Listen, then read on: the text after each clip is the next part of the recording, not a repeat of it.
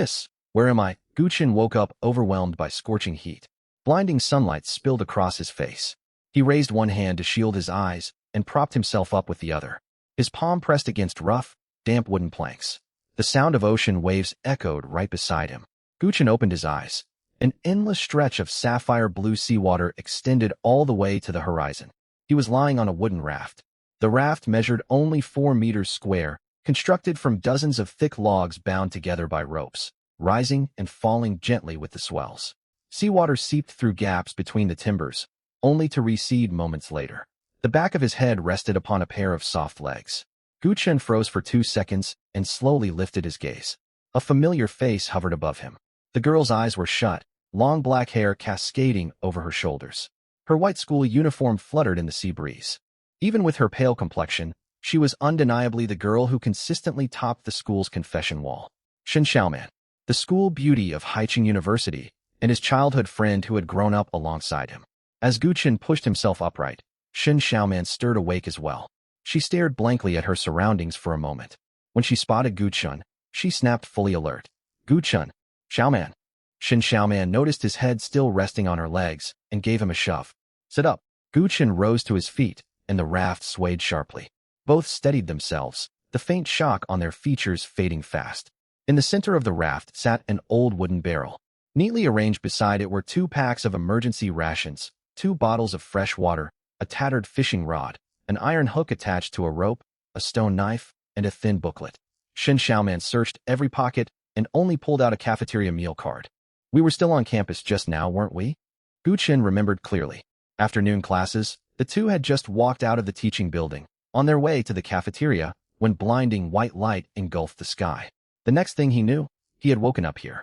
Shen Xiaoman walked to the raft's edge and peered down into the water. The clear sea stretched into unfathomable depths. Several silvery fish swam beneath the raft. This place could not possibly be anywhere near their university. As the pair pondered their predicament, a frigid voice echoed simultaneously inside both of their minds. Global player deployment complete.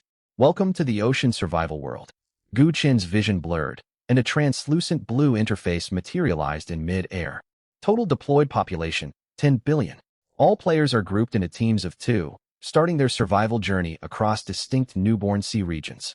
Your current region, Newborn Sea Zone 9527. Initial regional population, 10,000. Current team members, Guchen, Shen Xiaoman. Core vessel, LV-1 basic wooden raft.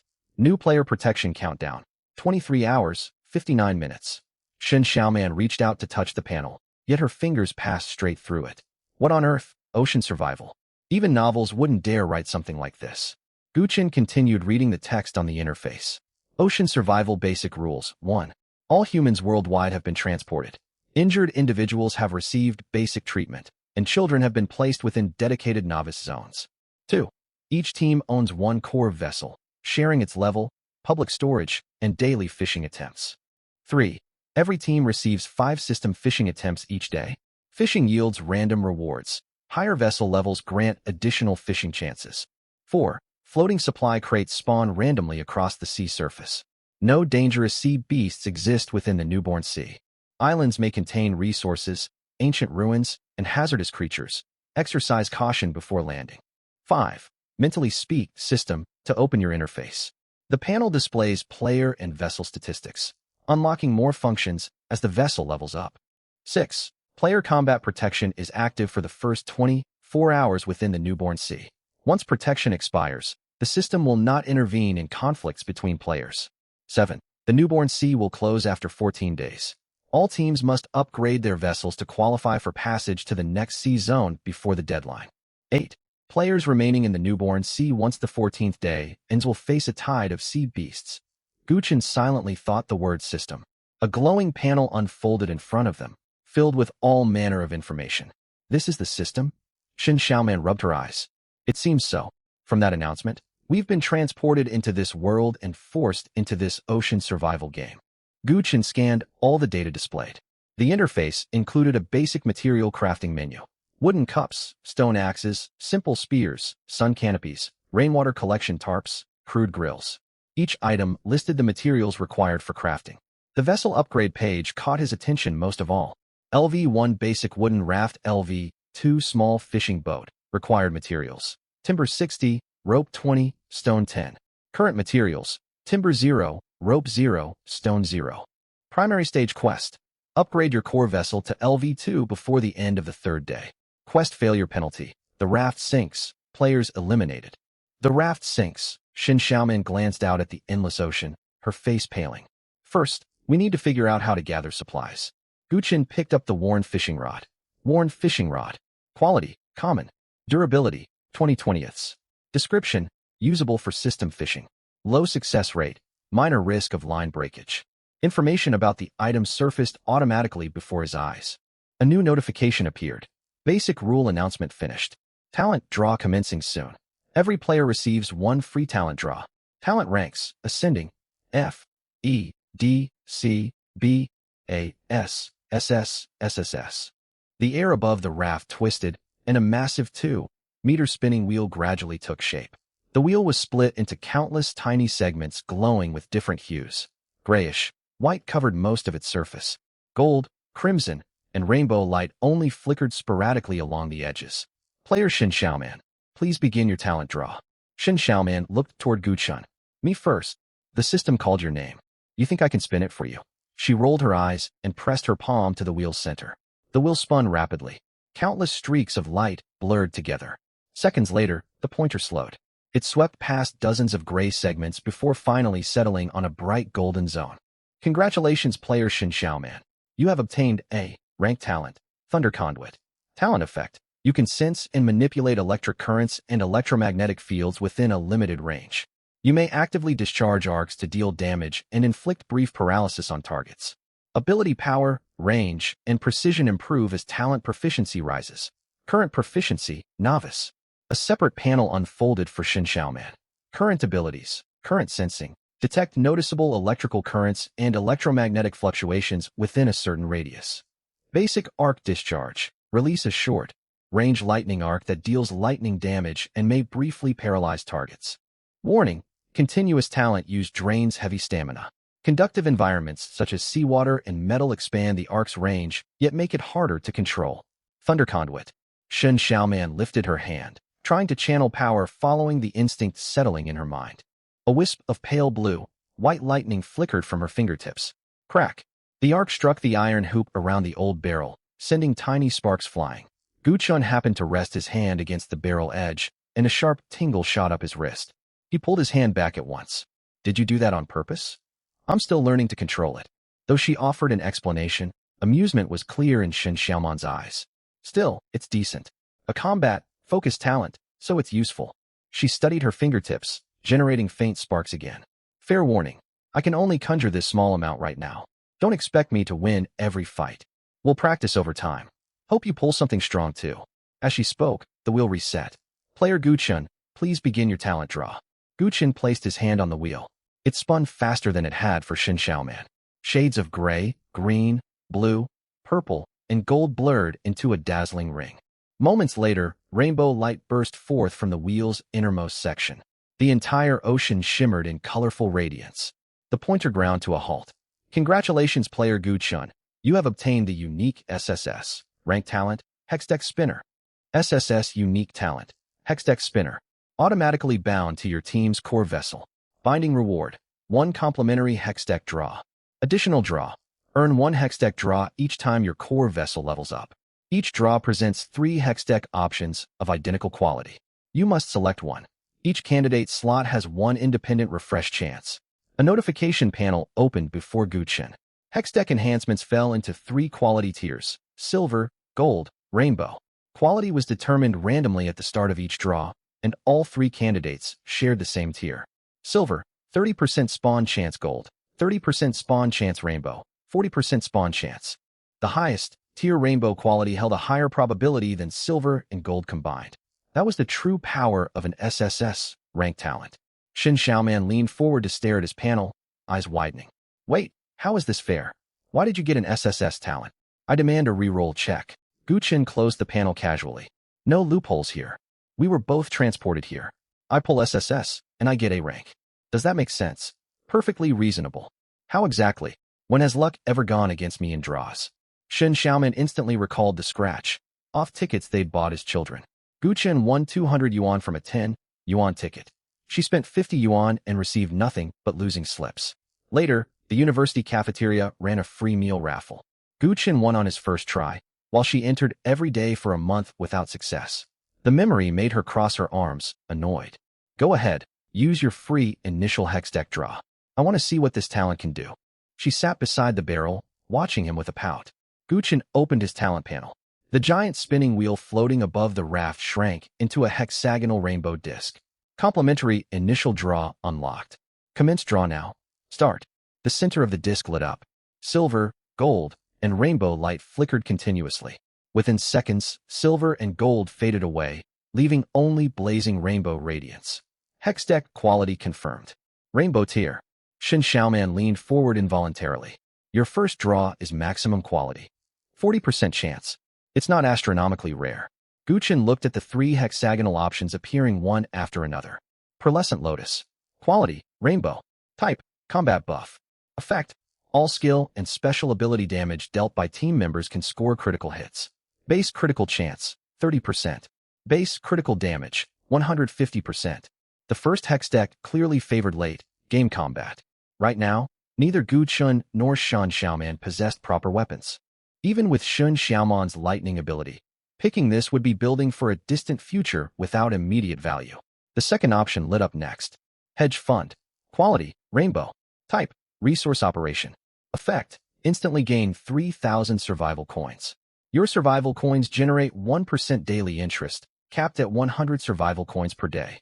Guchen quickly weighed the pros and cons. Vessel upgrades and advanced module construction both required survival coins.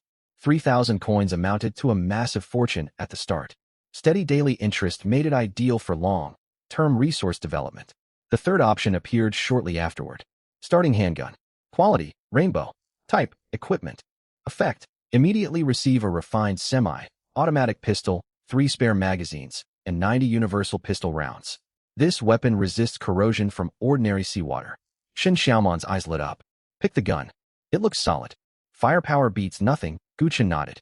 Islands could hold wild beasts, and other players become threats after the 24-hour protection expires. Shen Xiaoman gestured toward the endless sea surrounding them. We don't have any shelter on this raft. A gun lets us defend ourselves if others drift over to steal supplies. Her logic was sound. A functional handgun granted overwhelming self-defense capability. While other players wielded stone knives and crude spears, firearms represented a massive advantage. All 3 hex deck options were incredibly powerful. Pearlescent Lotus offered the highest long-term potential. Hedge Fund supported sustainable resource growth. Starting handgun delivered immediate combat power. But Guchen still held refresh chances for each slot independently. Refreshing one candidate would not alter the others. Which one are you refreshing? Pearlescent Lotus. Guchen tapped beneath the first option. Refresh candidate slot 1. Refreshed options cannot be restored. Confirm. The rainbow hexagonal icon shattered. Swirling light particles coalesced into a brand new hex deck symbol. It depicted a raft wrapped in rainbow light, with 3 upward, pointing arrows hovering overhead. Level up. Quality, Rainbow. Type, Unique Rule-Based Hex Deck. Effect 1. Instantly raise your bound core vessel 3 consecutive levels, consuming no materials or survival coins. Effect 2. All future vessel level ups permanently require 50% fewer standard materials. Silence fell over the raft. Shen Xiaoman grasped the significance of this hex deck instantly. Does this mean every level up unlocks another hex deck draw? Can you stack this endlessly? Guchen thought it through. The LV1 basic raft would jump straight to LV4 after 3 upgrades. Each level advancement granted a hex deck draw. In other words, selecting this option would grant him an LV4 vessel free of charge, plus 3 additional hex deck draws right away. Guchen nodded. That should be correct. Shen Xiaoman glanced at her own A-rank talent, then back toward Guchen's rainbow spinning wheel. Can I file a complaint with the system? The system has no complaint portal. Guchen selected level up. Without hesitation, select Rainbow Hex Deck, level up. This hex deck is unique. Once chosen, it will be permanently removed from the draw pool. Confirm. Selection successful. Core vessel commencing 3 consecutive level advancements. All crew and onboard supplies enter system protection during the upgrade process. The raft shook violently. Blinding white light burst from cracks between the planks, spreading outward across the edges. An invisible force pushed seawater away from the hull. Rough timbers lifted off the surface and hovered in mid-air. First core vessel upgrade initiated. First core vessel upgrade initiated. White light enveloped the entire raft. Suspended logs stretched and interlocked. Old ropes unraveled, reweaving into tougher cables that secured the new hull. The 4-meter raft expanded outward. The flat wooden platform curved downward to form a hull and waist. High railings rose along its perimeter. In less than 10 seconds, a 7-meter fishing boat floated on the waves. Upgrade complete. Core vessel upgraded from LV-1 basic wooden raft to LV-2 small fishing boat. Basic cabin, storage area, and ship anchor installed automatically. Guchen barely had time to examine the changes when the hull trembled again. Level up. Hexdeck effect detected. Second core vessel upgrade initiated. The fishing boat continued transforming. The hull lengthened. A mast rose from the center, and a white sail hung from the crossbeam. A steering rudder formed at the stern, and the cramped cabin expanded outward. The process unfolded even faster than the first upgrade. Upgrade complete. Core vessel upgraded from LV-2 small fishing boat to LV-3 sloop. Sail, steering system, enclosed cabin, and resource compass installed. Team granted migration eligibility within the newborn sea. The white radiance had not faded. This transformation proved far more dramatic than the prior two. The hull expanded outward on both sides, and low groans of shifting timber echoed through every seam. The 10-meter sloop stretched longer, exceeding 14 meters in length with a width of over 5.5 meters. A second deck structure rose above the main cabin, complete with staircases, railings, and an open upper deck. The bow sharpened, enclosed panels lining both sides of the hull. The central mast thickened nearly twice over, its large white mainsail billowing loudly in the wind. The displaced seawater rushed back, crashing against the broad hull, yet barely rocking the vessel. Third core vessel upgrade complete. Current core vessel, LV-4 double deck sloop. Hull length, 14 m/width, 5.5 m. Hull durability, 1000/1000. Max crew capacity, 2/8. Unlocked, 12 standard module slots, 2 defensive module slots. 3 vessel level, ups detected. Hexdeck draw count +3. The blinding white light faded completely. Guchen stepped onto the deck once again. The sensation beneath his feet was entirely different. The wooden raft from moments earlier swayed violently with every wave, barely stable enough to stand on. In contrast, this two-deck sailing vessel rose and fell gently with the sea, allowing unhindered movement across its surface. Shen Xiaoman stood in the center of the deck. She tilted her head, gazing at the billowing white sails high above, and spun in a full circle. Wow, less than 20 minutes ago, I was worrying I'd roll off into the ocean overnight. And now we've even got a second floor. Guchen walked toward the stern and tested the ship's wheel. With the system automatically adjusting the sail's angle, the bow slowly turned. It was not fast, yet they were no longer adrift at the mercy of ocean currents. The two quickly conducted a basic inspection. A wooden deck roughly 1 meter wide ran along the outer perimeter, lined with sturdy guardrails. The bow was suitable for salvaging supplies, while the stern housed the helm and a fixed wooden table. The ship's anchor was secured to the side. Beneath the central mast ran multiple cables and pulleys used to trim the sails. Guchen tugged on one rope, and a section of sail immediately tightened. The core structure was straightforward. A little trial and error was all it took to operate everything. The cabin spanned 2 levels. The forward half of the upper deck served as the piloting area, adjacent to a small bedroom. The bedroom was furnished with a simple double bed and a fixed wooden cabinet. Shen Xiaoman lingered in the doorway and glanced inside. Why a double bed? Be grateful we have somewhere to sleep at all. Fair enough. She paused. Wait a minute. We've only just arrived in this hellish expanse. Someone will definitely need to keep watch every night. No one's going to sleep soundly anyway. We can take turns. Next to the bedroom lay an independent space marked as the kitchen. It featured a designated stove area, ventilation ducts, sink connections, and built-in cabinets. Yet not a single usable kitchen utensil was present. Basic kitchen zone current status, inactive. Missing modules, stove, cookware, freshwater supply. Shen Xiaoman circled the room, all traces of anticipation fading from her face. Not even a single pot. Having a dedicated kitchen space is already a win. A kitchen without pots can barely call itself a kitchen. You could always slice raw fish with your stone knife for now. Shen Xiaoman firmly shut the kitchen door.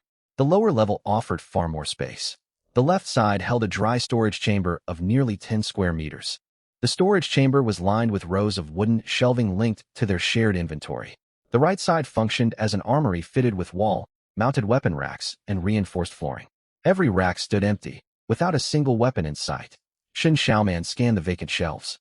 An armory with no weapons, a kitchen with no cookware. This ship's just a show home. Don't get ahead of yourself. We'll stock it soon enough.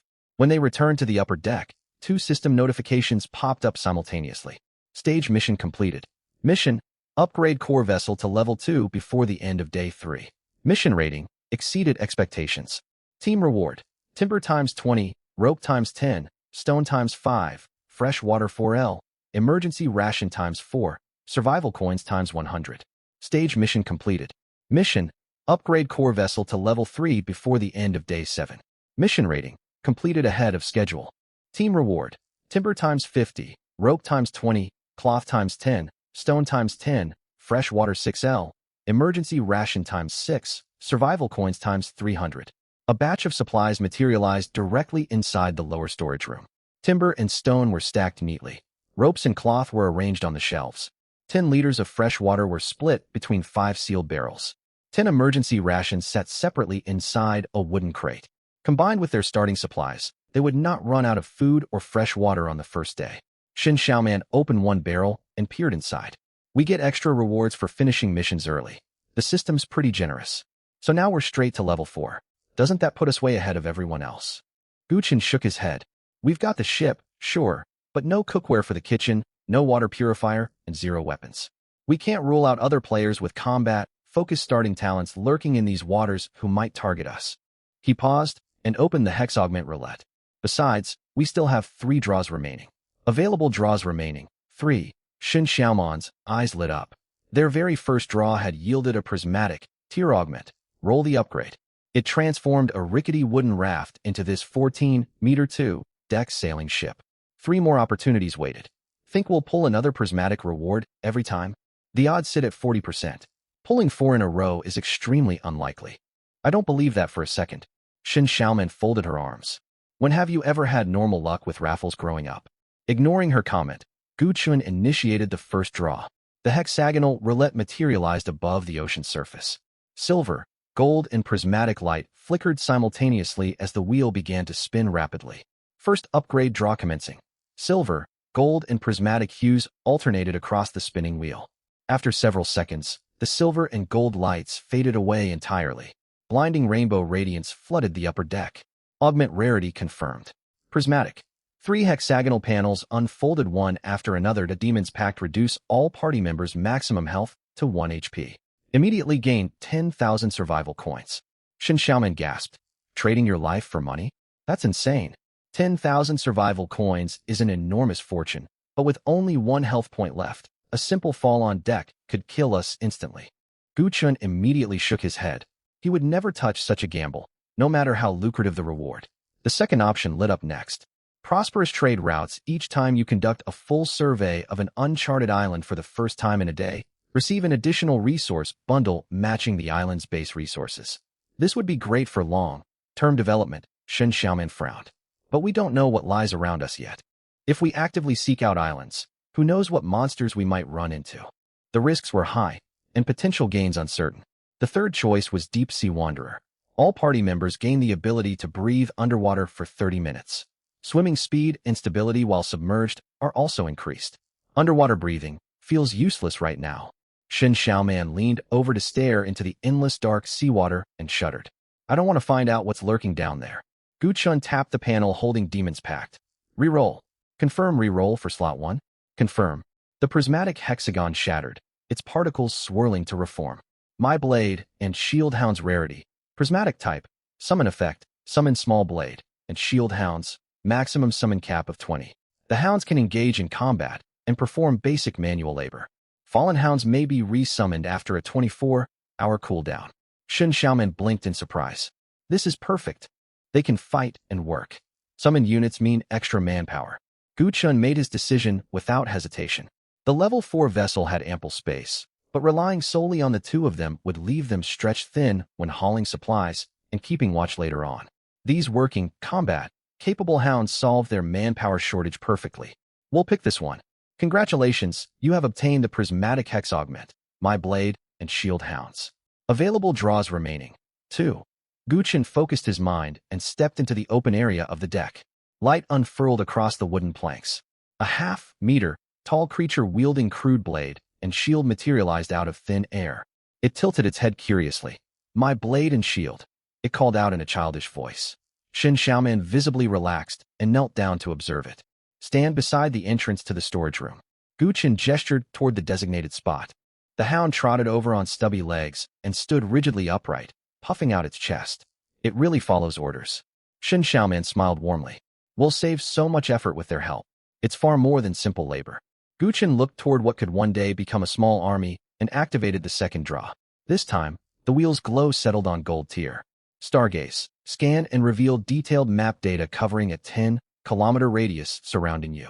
Once the map is unlocked, this augment can be upgraded. Auto-salvage. Automatically draw one supply crate drifting near the vessel each day. Efficient sailing. Vessel sailing speed increased by 20%. Physical stamina consumed while steering and trimming sails reduced by 30%. Fuel consumption lowered by 30%. Shen Xiaoman pointed immediately at the first option. Choose the map. No matter how fast we sail, we're blind without directions. We could accidentally sail straight into monster territory. Guchen shared her thought, but he chose to re-roll the least useful third slot out of habit. The new gold augment that appeared, far and near markers, could only display the approximate distance of supply crates. It was nowhere near as valuable as a full map. Guchen locked in Stargaze. Available draws remaining. 1. A map icon appeared on his system interface. Before Shen Xiaoman could urge him onward, Guchen launched the final draw. The wheel rumbled, erupting in a burst of brilliant light. Rainbow radiance descended once more. Mad Hatman. Gain 3 magic hats instantly. Each day, randomly receive 1 temporary buff. Mobile Fortress. Double the vessel's durability. Unlock 2 additional defense module slots. Armory Chest. Receive 3 random intermediate tier weapons of distinct types immediately. 3 intermediate weapons. Shen Xiaoman's eyes lit up. Weapons were their most pressing shortage. Guchen nodded. 3 weapons were incredibly tempting, yet their random types carried major uncertainty. He re-rolled the least impactful option, Mobile Fortress. Within the newly formed prismatic hexagon, a staff wrapped in crackling lightning slowly materialized. Quest. Staff of Wicked Thunder rarity. Prismatic type. Quest immediate reward. 1 intermediate thunder staff. Quest requirement 1. Submit 10,000 survival coins. Quest requirement 2. Secure over 100 eliminations using the intermediate thunder staff. Quest completion reward. Prismatic item. Queen's thunder staff. Guchen's gaze shifted between armory chest and the thunder staff. One granted 3 random weapons instantly. The other was a growth-oriented weapon tailor, made for Shen Xiaoman with far greater potential. The price tag of 10,000 survival coins and 100 kills meant a long, grueling quest. He turned towards Shen Xiaoman. This staff suits your talent perfectly, but the quest will be extremely difficult. If we choose it, we forfeit the other 2 weapons. Shen Xiaoman froze briefly, then nodded firmly, determination shining in her eyes. I don't want to be forced to hide behind you every time fighting breaks out. She clenched her fists. Let's pick it. No matter how hard the quest gets, we'll tackle it together. Very well. Guchen confirmed his choice. Congratulations, you have obtained a prismatic hex augment. Quest, Staff of Wicked Thunder. All 3 upgrade draws have been completed.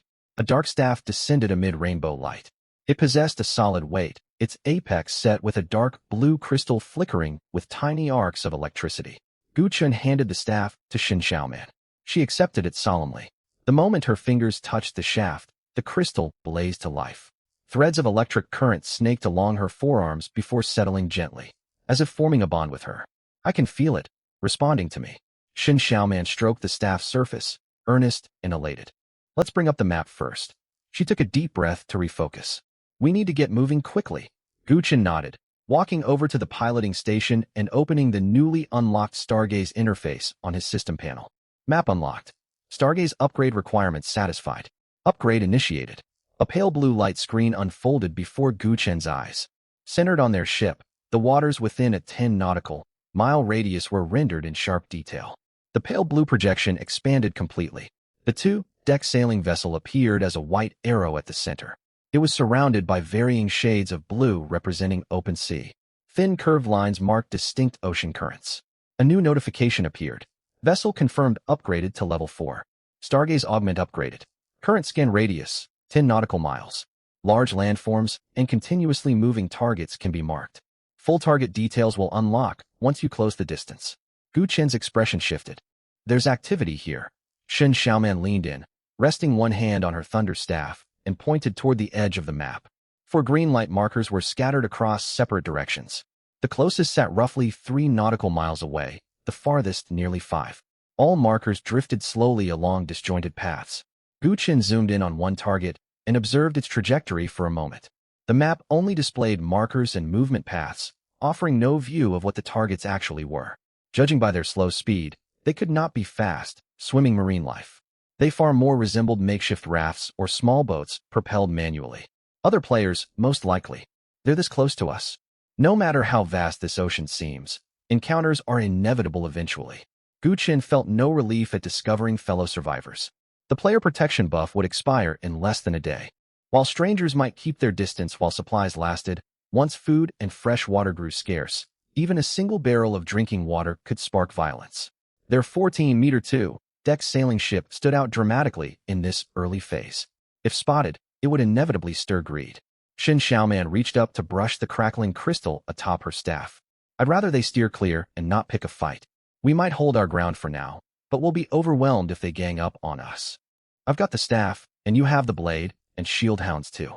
One of the hounds squatting nearby craned its neck to stare at the map, then straightened abruptly and lifted its small shield high. My blade and shield. Shen Xiaoman glanced down at it. I wonder how capable this little guy is in actual combat.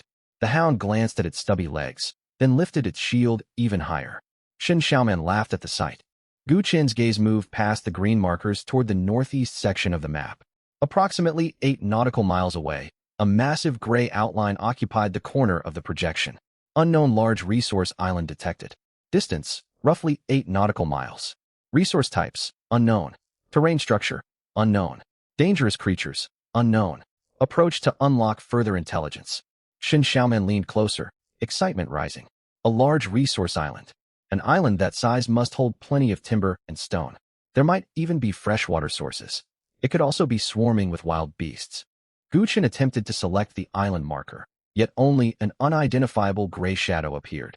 Stargaze could only detect targets. It could not reveal every secret of the island from 8 nautical miles away. When should we head there? Not yet. Gu Chen closed off the route, planning interface. Dusk was already settling in, and the unknown island carried unmeasured danger. Setting shore to explore armed with only a thunder staff and a crude stone knife was not bravery, it was recklessness. Worse still, for potential player teams lingered nearby. Let's use our daily fishing attempts first and watch where those markers move. Shen Xiaoman followed his line of sight toward the green blips and quickly understood his plan. You're planning to let others scout ahead? They might not choose to sail for the island at all. What if they do? If they leave safely, it means the shoreline around the island is navigable. If they linger there for ages, or if their marker vanishes entirely.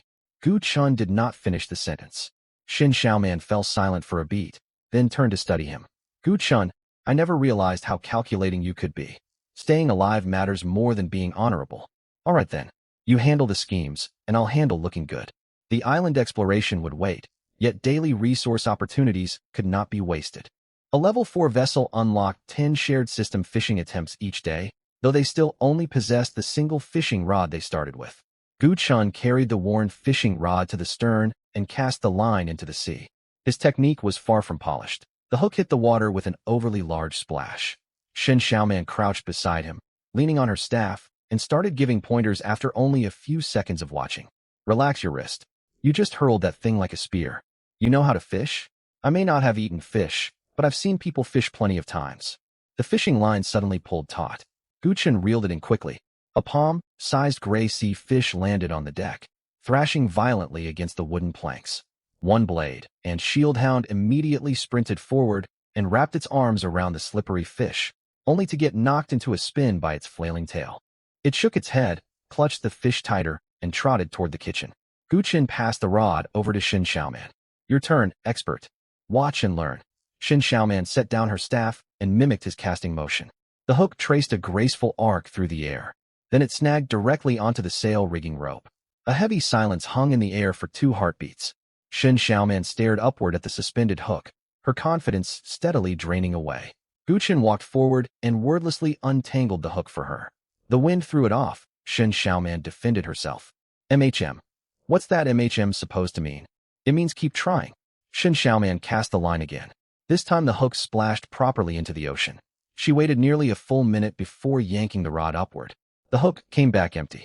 No item obtained from this fishing attempt. The system glitched. Try again. The second cast yielded nothing either. Guchen leaned against the mast and could not help speaking up. Do you want me to turn around so you can focus? Quiet. Shen Xiaoman gritted her teeth and cast once more. After a long wait, she finally hauled up 2 units of timber. She picked up the water, soaked timber, and stood tall again. Fish get eaten once caught, but timber lets us upgrade the ship. Smart play on my part. The blade and shield hound trotted over to take the timber. Guchen could swear he detected a hint of apathy in its small nodding motion. The two took turns fishing until they exhausted all 10 daily attempts. All catches were gathered on the deck. Common sea fish times 3, timber times 6, rope times 2, seaweed times 2, sealed fresh water times 1. None of the goods were rare, yet every item had practical value. System fishing clearly offered random rewards. Empty hooks were a frequent occurrence. Ordinary players only received 5 daily attempts. With poor luck, many would finish the day without any useful supplies. The blade and shield hounds carried the timber and rope away, while Guchen logged all newly acquired resources into the warehouse inventory. Once their chores wrapped up, the two opened the regional chat channel. As soon as he logged in, a flood of messages scrolled across the screen. Buying wood. I only need 5 units of wood to upgrade to LV2. We'll trade 1 ration pack. Anyone got extra rope? 2 units of stone for 1 unit of rope? Urgent. I dropped my starting rations into the ocean. Can anyone spare some food? I can trade wood or stone. Ha. Finally upgraded to the LV2 small fishing boat. The cabin's tiny, but I don't have to sleep on a raft anymore. This boastful post instantly triggered dozens of replies below. Bro, how many fishing attempts do you get per day after upgrading? Where did you gather all the materials? Can you post a photo of the cabin? I'm only 10 units of wood short. Can I really gather it before the 3rd day? Guchen scrolled through the messages. Within the regional chat channel, most players were still scrambling for wood, rope, and stone. Those few who had completed the LV2 upgrade were already the envy of everyone else. Not a single person had even mentioned LV3. If word got out that they owned an LV4 double-decker sailing ship, the uproar would be unimaginable. Should we sell our surplus rope? Shen Xiaoman asked. No, but it's worth a lot right now. Precisely because it's valuable, there's no rush to sell. Guchen watched the constant stream of trade messages refreshing on screen. For the first 3 days, wood, rope, and stone would be essential resources for every player. The closer the deadline for upgrades on the 3rd day drew, the higher material prices would climb. What's more, they still planned to build a kitchen, a water purifier, and other modules. Their stock of basic resources was far from truly abundant. Also, we can't put large quantities of materials on the market all at once. Guchen closed the message input box. Others struggle over just a few units of wood each day. If we sell massive amounts, people will easily guess we possess some special ability. Shen Xiaoman glanced at the spacious cockpit, then thought of the players still cramped on their rafts in the channel. Then we keep pretending we're barely scraping by. She picked up 3 sea fish. We can act poor, but we deserve a decent meal tonight.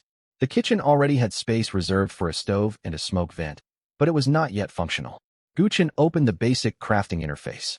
Simple stone pot, stone times 2, wood burning stove, stone times 1, wood times 2. The cost was well within their means. Craft. A flash of light appeared, and a dark gray stone pot alongside a simple wood burning stove materialized in the kitchen. The 2 items fit perfectly into the reserved spaces once set in place. Basic cooking facilities installed. The basic kitchen still lacks a freshwater supply module. Manual cooking is possible using external water sources. Shen Xiaoman picked up a stone knife to clean the sea fish. It was clear she had never gutted fish before. Confident at first, she soon found fish scales and seawater splattering all over her face after just a few scrapes. Guchen sat beside the stove lighting the fire and glanced up at her. Expert handler? Quiet. Fish are nothing like fishing rods. They're still fish. Guchen. Shield puppy scurried back and forth hauling firewood, trip after trip. On its last run, it carried far too many sticks, blocking the stove opening entirely. Gu pulled most of the firewood out of its grasp. That's enough.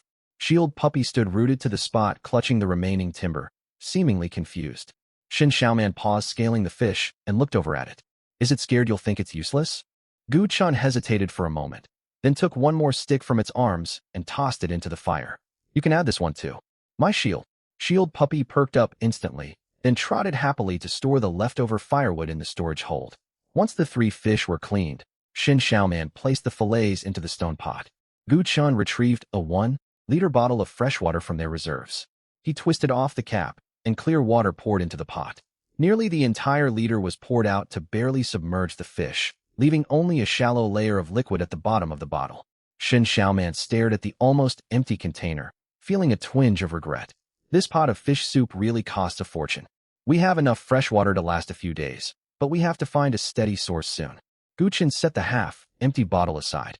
No matter how large the ship or how many facilities they built, without reliable freshwater access, their development would always hang by a thread. We'll head for an island tomorrow. Let's eat first. Flames lapped at the base of the stone pot.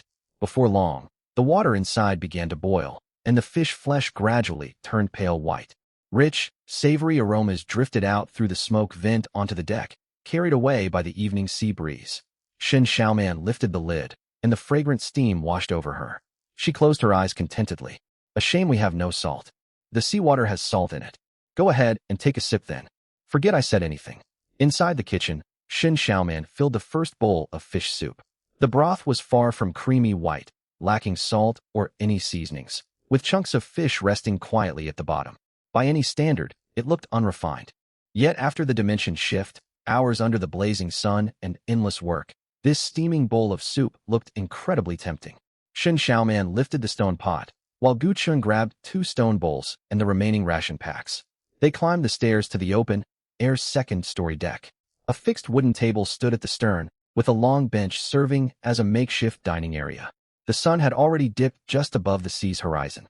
Orange-red twilight spilled across the entire ocean, rippling gently with the waves, as if someone had poured molten gold foil onto the water.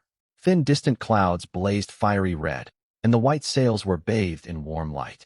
Sea wind swept slowly across the deck, carrying a faint briny tang and dispersing the steam rising from the soup. Shin Xiaoman set the stone pot down on the table and sat on the opposite bench. She quickly filled a bowl of soup, blew on it gently, then pushed it toward Gu. Taste it quickly. She tilted her chin, a look of pride in her eyes. Others are still gnawing ration biscuits, and we already have an open-air dining spot. Gu surveyed his surroundings. The 14-meter sailing ship rocked slowly amid the waves. Sunset, sea breeze, hot soup, plus a wooden table where they could sit and eat in peace. If not for several unknown player markers on the map, this dinner would have been thoroughly relaxing. At most, it's just an outdoor table. Second floor, ocean view, no obstructions. Shin Xiaoman gestured all around. Near any university, a spot like this would easily cost 300 per person. Keep track of the bill. I'll pay you once we get back. And interest will accrue daily from now until then. Not wanting to continue bickering, Gu picked up his stone bowl and took a sip. Without salt, the faint fishy taste lingered, and the flavor was plain at best. Still, the warm broth sliding down his throat washed away much of the exhaustion from their nonstop work. Shin Xiaoman filled a bowl for herself and picked up a piece of fish with her chopsticks. Shield Puppy squatted beside the table, holding its small shield, staring intently up at them as they ate. Can it eat this? Shin Xiaoman asked. I'm not sure. Gu tore off a small piece of fish and set it in front of the creature. Shield Puppy sniffed it, then cradled the fish in its paws and nibbled away seated on the deck. Looks like it can. Shin Xiaoman smiled, picking out another chunk of fish and placing it on its tiny shield.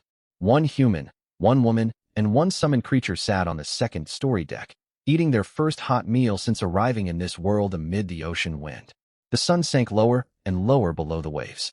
The brilliant golden glow faded into deep crimson, and the boundaries separating sea and sky blurred in the distance. The sailing ship cast a long shadow. Apart from the constant crash of waves against the hull, silence stretched all around. Amid the quiet, Gu opened the stargazing map. A pale blue hologram hovered above the wooden table, overlapping with the last rays of sunset. 2 of the 4 green markers, previously scattered 3 to 5 nautical miles away, had altered their course. They drifted slowly from separate directions, heading toward the exact same destination, the large resource island 8 nautical miles away. Shen Xiaoman leaned forward with her stone bowl. They found the island too? Not necessarily. Gu Chen stared at the two lengthening movement trails. They might simply be drifting along ocean currents, or those players could possess some detection ability of their own. Either way, the resource island could not stay undiscovered forever. Gu Chen closed the map and looked toward the half-submerged sun. The last band of orange, red light clung to the horizon, and the seawater all around quickly darkened. Daytime was drawing to an end, and the player protection shield would only last for one more night. Let's finish eating first. Gu Chen picked up the last piece of fish. Once we're done, we need to plan our night watch shifts. Dinner ended, and darkness swallowed the sea entirely. Shen Xiaoman carried the stone pot back to the kitchen. Shield Puppy trotted behind her on stubby legs, balancing the two stone bowls. Gu Chen wiped down the wooden table and stared out toward the horizon. This was their first night trapped in this world, so vigilance was essential. How should we split the watch? Shen Xiaoman emerged from the kitchen, clutching her thunder staff. I'll take the first shift, 9 p.m. to 2 a.m. Gu Chen nodded toward the cockpit. You get some sleep first. Wake me up at 2 a.m. to relieve you, and we'll keep watch until 8 in the morning. Shen Xiaoman counted on her fingers. Why do you get 5 hours, and I get 6? More activity is expected in the first half of the night with other players nearby. Gu Chen explained. I'll monitor all the signals. If nothing happens by 2 o'clock, you can stay in the cockpit watching the map. No need to stand out on the breezy deck. Shen Xiaoman reluctantly accepted the arrangement. Fine. She took a couple steps toward the bedroom, then paused. Wait a minute. What? How am I supposed to access the stargazing map once you're asleep? Stargazing was Gu Chen's hextech ability. The full map was permanently displayed on his personal interface. Even as an official team member, Shen Xiaoman could not directly view movement trails. If someone rows a raft to sneak up on us, I can't wait until they climb aboard to wake you. You're right. Gu Chen walked into the cockpit and opened the ship control panel. A basic resource compass sat at the center of the helm. Originally, it only held a single needle, capable of locating the nearest supply crate. Gu Chen scrolled through the system pages, and an option that had remained gray lit up. Core vessel fitted with basic resource compass detected. Hextech ability. Stargazing supports map projection. Bind basic stargazing display functions to the resource compass. After binding, the compass will continuously project a simplified sea map, granting basic viewing access to all official team members. Gu Chen confirmed the operation. Pale blue light emanated from the center of the compass. The spinning needle sank into its base, and a scaled-down map of the surrounding waters projected above the helm. A white arrow represented their double-decker sailing ship at the center. The 4 nearby green markers, the large resource island 8 nautical miles away, and major ocean currents all appeared on the hologram. Binding successful. Gu Chen enabled team sharing. All set. Shen Xiaoman hurried forward and tapped one of the green markers. Distance, 4.3 nautical miles heading. Northeast target type. Unknown, go get some sleep. It's getting late. Shen Xiaoman carried her staff toward the bedroom, poking her head out before closing the door. Remember to wake me at 2. Got it. Call me immediately if danger arises. Don't try to handle everything alone. We'll see if you can wake up. When have I ever slept through an alarm? Your 8 a.m. morning lecture last month. I called you 1,000 times outside your dorm building. The bedroom door slammed shut. That was an accident. My phone was on silent. Her voice echoed through the wood. Gu Chen grabbed a coil of mooring rope and headed to the open air deck with Shield Puppy. The line separating sea and shore, clearly visible during the day, had dissolved into deep shadow.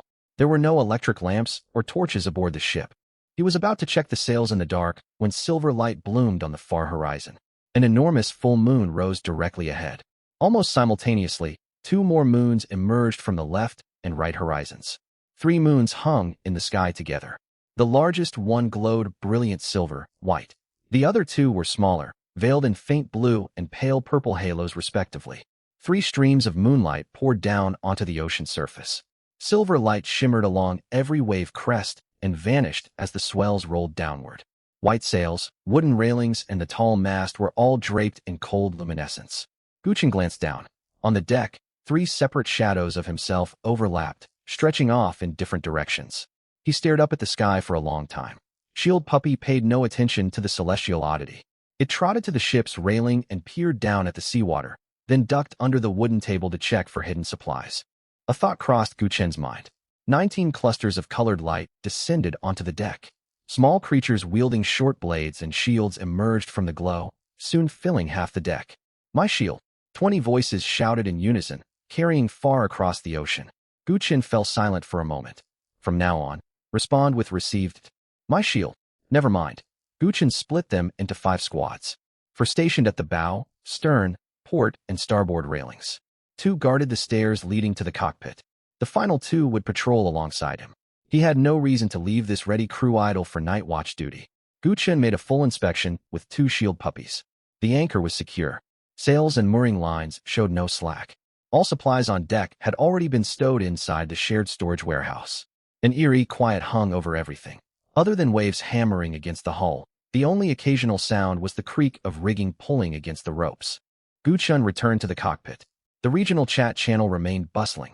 Players traded supplies, argued with teammates, and debated what the 3 moons in the sky might signify. Next to the regional channel, a blinking new entry appeared. World Group Channel unlocked. Current group, Zones 9520 to 9529 channel population. 100,000 players. Each player has 3 public messages per day. 10 regions, 100,000 players. Due to the limited message quota, the World Channel was not flooded with endless scrolling text like the regional channel. Still, some players wasted their precious messages on casual chatter. Zone 9528, my teammate unlocked strength enhancement. Guess what? He stepped straight through his wooden raft. Zone 9523, hi, Pricewood loan. Double repayment tomorrow. Former student union cadre, my reputation is solid. Zone 9525, you're still bragging about being a student union cadre after interdimensional travel? Try sending a disciplinary notice to Sea Beasts. Zone 9523, does replying consume a message? Ugh, I just wasted one. Guchen continued scrolling. A message marked with a warning caught his eye. Zone 9526, everyone stay alert tonight. New player protection only stops direct attacks between players. It does not block borders, nor protect supplies left on deck. A photograph was attached to the message. Scratch marks left by iron hooks lined the edge of a narrow raft, and a broken rope trailed in the seawater. Zone 9526. Someone hooked my raft with an iron hook a moment ago, climbed over via the rope, and stole 3 units of wood plus 1 bottle of water. We can't attack each other, but they can seize goods and jump back to their raft afterward. Zone 9522. Are items safe if placed inside the cabins built in storage warehouse? Zone 9526. Yes. Only items left outdoors can be stolen. Store everything inside the warehouse to stay safe. Zone 9529. That means someone needs to keep watch. Otherwise, you might wake up to find every last possession taken. Guchen looked toward the 2 shield puppies standing guard at the staircase. Sound the alarm if any strangers approach. If they board the vessel, block the stairs and ship railings. The 2 shield puppies immediately raised their shields. My shield. The order quickly spread to the rest of their companions posted across the ship. Guchen reopened the World Channel. A newly posted photo of a vessel was rapidly attracting dozens of replies. Qinghai, Zone 9520, LV-3 sailing ship complete. 10-meter hull, enclosed cabin. 8 system fishing attempts daily. Teams capable of island exploration may message me for cooperation.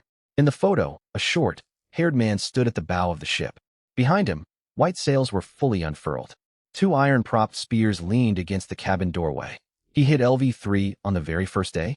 What kind of monster is this? Hardly anyone in our zone even has LV-2, and Zone 9520 already has someone with a sailing ship? Boss, are you recruiting crew? I have a B rank healing talent. Please share the upgrade guide. I'll trade talent information for it. Qinghai only replied once. A rank resource talent. Exact effects remain confidential. Guchen zoomed in on the photo, focusing on the cabin entrance. The 2 iron spears were positioned far too conspicuously. Rather than showcasing weaponry, they served as a clear warning to other players. Do not target him. If he dared reveal his LV-3 sailing ship to 100,000 players, he most likely held additional hidden aces. Guchen already owned an LV-4 double-decker sailing ship, putting him 1 level ahead. But there were 100 billion players worldwide. Powerful talents were rare, yet multiplied by 100 billion people, they would never be limited to just a handful of individuals. Guchen chose not to post any messages on the channel. Exposing his ship's level would only draw unwanted attention. He closed the chat window and opened the World Group trading post. The market was chaotic on this first day. Wood times 1, price, 100 survival coins. Ration pack times 1, Trade for a player with A. Rank combat talent to lead expeditions. Stone times 3. Trade for an expert to guide island exploration once. Prices for identical resources could vary tenfold. Guchin skipped past basic materials and filtered only for blueprints and ship modules. On the third page, a pale blue drawing appeared on screen. Rainwater collector blueprint quality. Common installation requirement. Core vessel LV3, 1 spare module slot. Effect: automatically collects and stores rainwater during precipitation, maximum capacity of 100 liters. Price: any basic resource times 10, 200 survival coins. Dozens of comments lay beneath the blueprint. Great item, but you need LV3 to install it. Who can use this right now? 200 survival coins is way too expensive. I only have 50 total. What others could not utilize yet was a living module he could construct immediately on his LV4 sailing ship. Guchin switched to anonymous trading mode. Payment: wood. This transaction requires wood times 10, 200 survival coins. Confirm purchase? Confirm. The listing vanished instantly from the trading post. Transaction successful. Rainwater collector blueprint added to core vessel construction list. Information for the new module unfolded before him. Rainwater collector construction requirements. Wood times 30, rope times 15, cloth times 20, 100 survival coins. Current stock: wood times 64, rope times 32, cloth times 10, survival coins times 200. Materials shortage: cloth times 10. He only needed 10 more units of cloth. Once he filled the gap, he could install the rainwater collector at any time. Guchin had no intention of buying cloth at inflated prices from the trading post just yet. On the large resource island, plant fibers or other alternative materials might yet be found. A new message quickly popped up on the World Channel. Zhou from Zone 9524. Was that blueprint for the rainwater collector bought at full price? Has someone from any zone reached LV3 already? Could it have been Qin Hai who bought it? Or maybe some fool who didn't check the installation requirements? Guchin did not reply. After an anonymous transaction, no one could even confirm which zone the buyer came from. He closed the channel and glanced out the window. 3 moons hung high in the night sky. Not a single cloud drifted overhead. He now possessed the rainwater collector blueprint. Yet there was still no telling when rain would fall. The resource compass on the helm suddenly flickered twice. Guchin immediately switched to the star observation map. The 2 green light spots heading toward the large resource island had now reached the island's outer waters. The forward light spot drifted to the shoreline and came to a halt. The second spot did not land. It circled half the island out at sea, finally stopping less than a nautical mile away from the first team. One group had gone ashore. The other remained on the water, watching. Were they planning to cooperate? Or did they intend to let the first group scout ahead and bear all the risks? Judging only from their movement trails, Guchin could not tell. Time slipped by. No lights burned inside the cockpit. Cold silver light cast by the 3 moons intertwined with the pale blue glow emanating from the compass's light screen. 1:58 a.m. Guchin stood and walked toward the bedroom, knocking on the door. Xiaoman. There was no response from within. He knocked twice more. It's nearly 2 o'clock. Time for your watch shift. Rustling sounds finally came from the bedroom. Half a minute later, the door creaked open a crack. Shin Xiaoman's hair was a mess. Only half her eyes were open, and she still clutched the thunder staff to her chest. Has it already been that long? You've slept for 5 hours. It felt like I only closed my eyes for 5 minutes. She yawned and shuffled into the cockpit. When she saw the map projected above the compass, her eyes widened a little. What's the situation now? 1 team has gone ashore. The other is still out on the water. 2 more teams have moved out of our detection range. Guchin marked both teams' trails as shared markers on the map. Keep a close watch. Wake me immediately if anyone approaches our vessel, or if the light spots on the island show any unusual movement. Got it. Shin Xiaoman sank into the pilot's chair, resting the thunder staff across her lap. Guchin had barely turned away when her voice called out to him. Guchin, what is it? Shin Xiaoman pointed toward the map. The green light spot pressed against the resource island's shore suddenly flickered repeatedly. The trail that had remained stationary advanced a short distance inland, then abruptly veered straight back toward the coast. The spot flashed once more. Its green hue faded away, replaced by a glaring yellow. Detected abnormal movement of marked target. Target status marker updated. The yellow light spot representing the players retreated rapidly. Guchin zoomed in on the star observation map. The straight line distance from the landing site to where the anomaly occurred was less than 200 meters. The group had not even ventured deep into the woods before being driven back to the shore by something. Are they injured? Shin Xiaoman rubbed her eyes. staring at the continuously blinking yellow marker. I can't be certain. Gu Qin pulled up the star observation system's description. Green meant the target was in normal condition. Yellow indicated an abnormal state. At his current star observation level, he could not determine whether the abnormality stemmed from wounds, combat, or some special affliction. One thing is clear, threats exist on that island. The yellow light spot slowed further and further. The second green marker out on the sea did not retreat. Instead, it began drawing closer to the island shore. Shen Xiaoman raised an eyebrow. The first team ran into trouble. Why are they still daring to land? They might be going to offer aid, Gu Qin said calmly, watching the second team approach the coastline. Or they could be hoping to take advantage of the chaos. The latter was far more consistent with the harsh reality of this survival world. To venture ashore late at night with no clear intelligence, knowing the previous group had encountered danger, was tantamount to risking their lives whether they came to rescue or to loot. Truly reckless. Gu Chun closed his personal panel and gestured toward the shared map above the resource compass. Keep tracking them. Mark every movement trail if the second team goes ashore.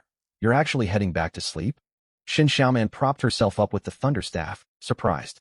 Trouble has already broken out on the island. The island is 8 nautical miles away. Gu Chen pushed open the bedroom door. No matter what chaos erupts tonight, it cannot reach our ship. We land on the island tomorrow. If I don't rest now, what strength will I have to fight come daylight? You certainly sleep soundly. Gu Chen paused for a moment. I've got you keeping watch. The bedroom door shut behind him. Shen Xiaoman stood frozen for 2 seconds. He trusted her to guard the ship, or simply figured she would call for help once danger arrived. Most likely the second option. Couldn't he just say the whole thought out loud? She muttered quietly, yet the corners of her lips tugged upward.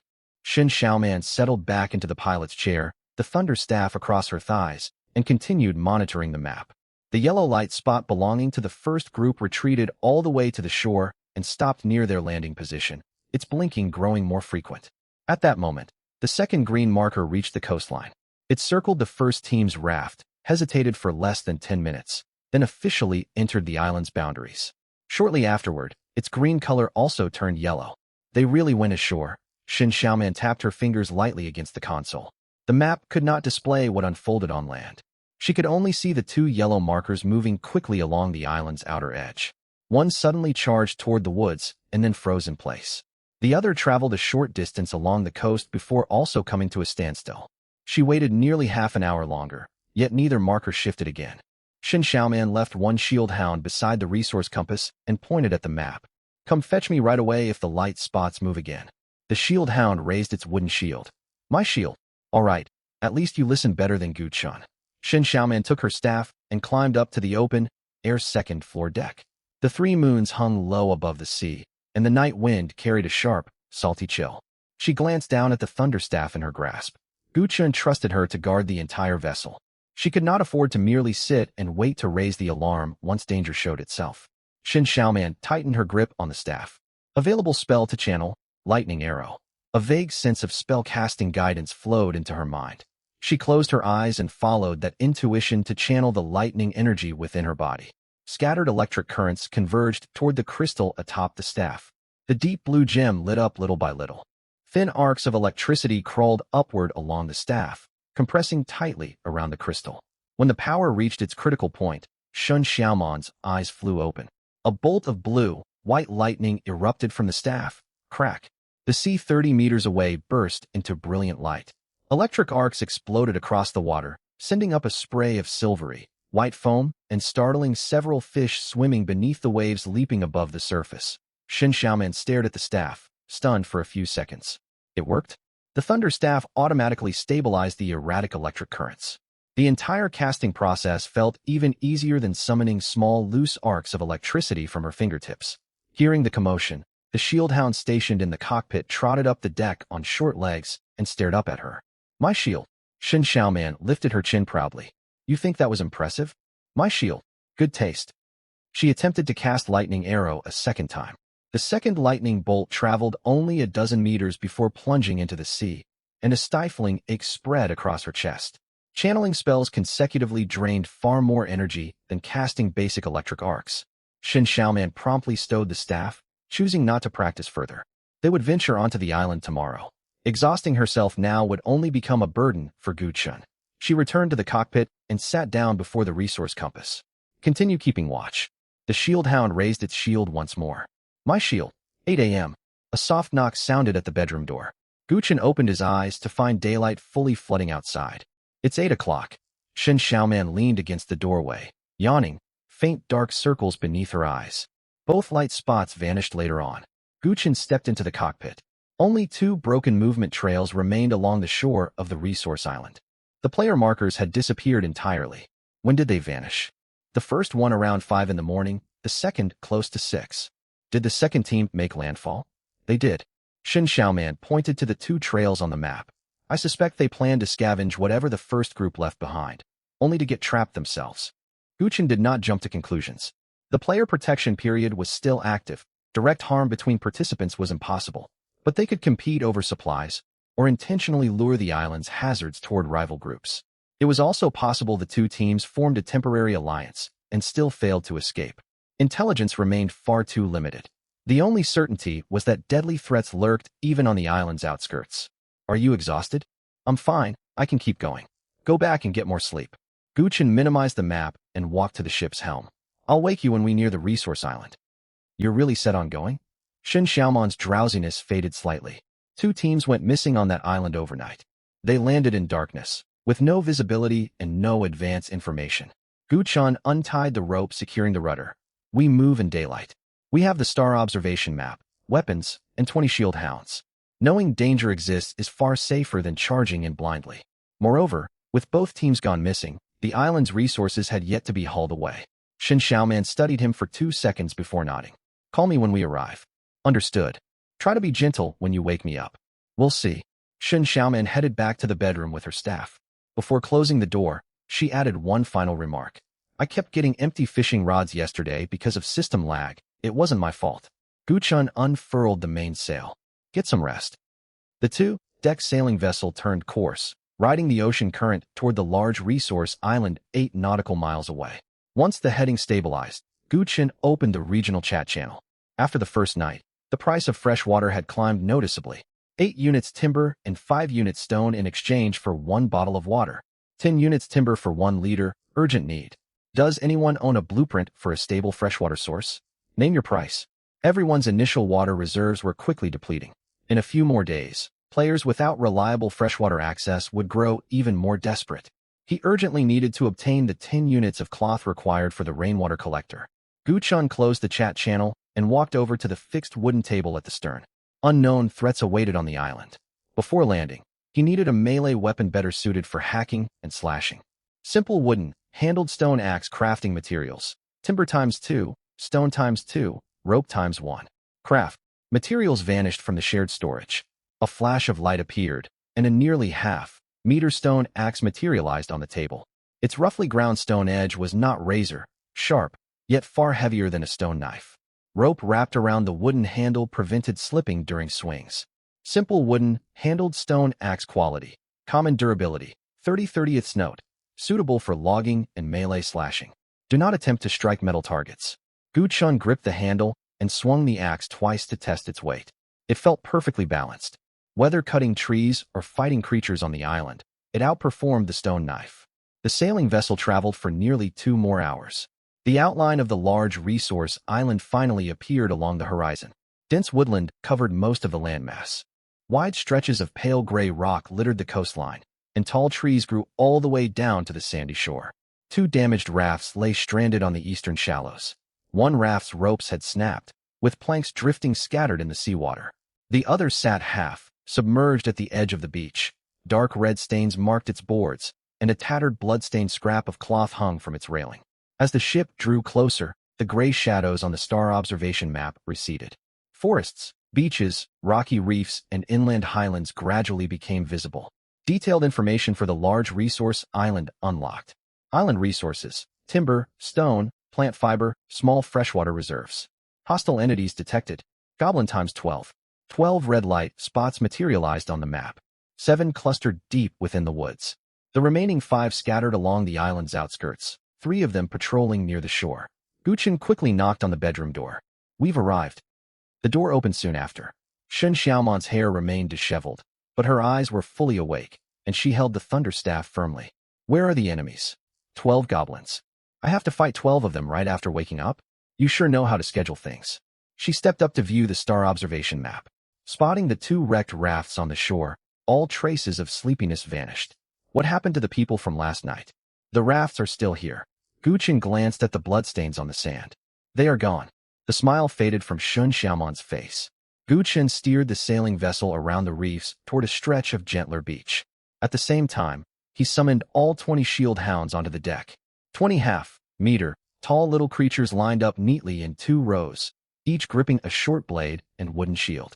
Though shield hounds could be re-summoned after falling in battle, the cooldown lasted a full 24 hours. Gu Chen had no intention of treating them as disposable cannon fodder. First 10, follow me. He gestured toward the front row. Form a shield formation after landing to hold the enemies back. Retreat immediately when you receive the order. The 10 shield hounds lifted their shields in unison. My shield. Gu Chen turned to the remaining 10. You will protect Shen Xiaoman. 5 hold the front line. 5 patrol the flanks and rear, clearing space for her to cast spells. My shield. The second group of shield hounds quickly surrounded Shen Xiaoman.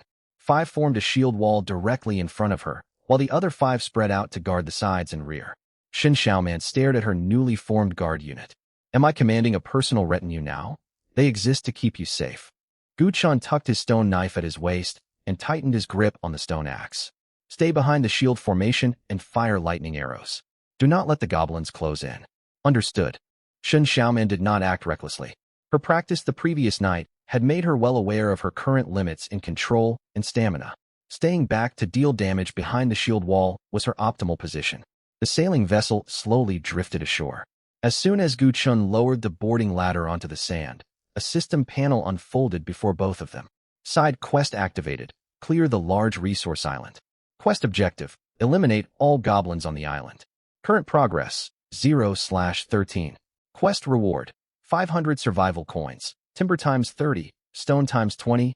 Rope times 10. Cloth times 10. 10 units of cloth. Shen Xiaoman immediately spotted the critical resource within the rewards. That's exactly what we need to finish building the rainwater collector. Which means we cannot let a single one escape. Gu Chen studied the star observation map. The 3 red markers patrolling near the coastline had stopped moving.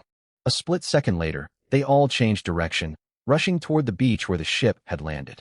The 3 outer patrols are coming. Gu Chen stepped onto the boarding ladder first. The 10 shield hounds raised their wooden shields and followed closely behind, quickly forming a low yet orderly defensive line on the sand. Shen Xiaoman also stepped onto the beach with her retinue. 5 wooden shields interlocked ahead of her, while the other 5 shield hounds watched the left, right, and rear. Take care of the outer group first. Gu Chen raised his stone axe, stopped them from retreating into the woods and alerting the rest. As his words faded, shrill screeches echoed from the edge of the forest. Bushes were roughly torn apart. 3 gray-green creatures, just over half a meter tall, charged out from the trees. Pointed ears, bared fangs, tattered animal hides draped over their bodies. They wielded wooden clubs, bone spears, and a chipped stone blade respectively. The lead goblin snarled, revealing rows of sharp teeth. Dark, partially dried red stains marked the tip of its bone spear. The 10 shield hounds lowered their wooden shields in unison. Gu Chen lifted his stone axe. Standing at the rear, Shen Xiaoman gripped the thunder staff tightly with both hands. The deep blue crystal blazed to life. Thin electric arcs raced up the staff, converging into a brilliant mass of blue, white lightning at its peak. Perfect timing. Shen Xiaoman locked onto the spear, wielding goblin leading the charge. Let me show you what I mastered last night. Lightning erupted from the staff, sailing straight over the shield formation. The spear, wielding goblin, snapped its head upward. The blue, white glow expanded rapidly, filling its widening pupils.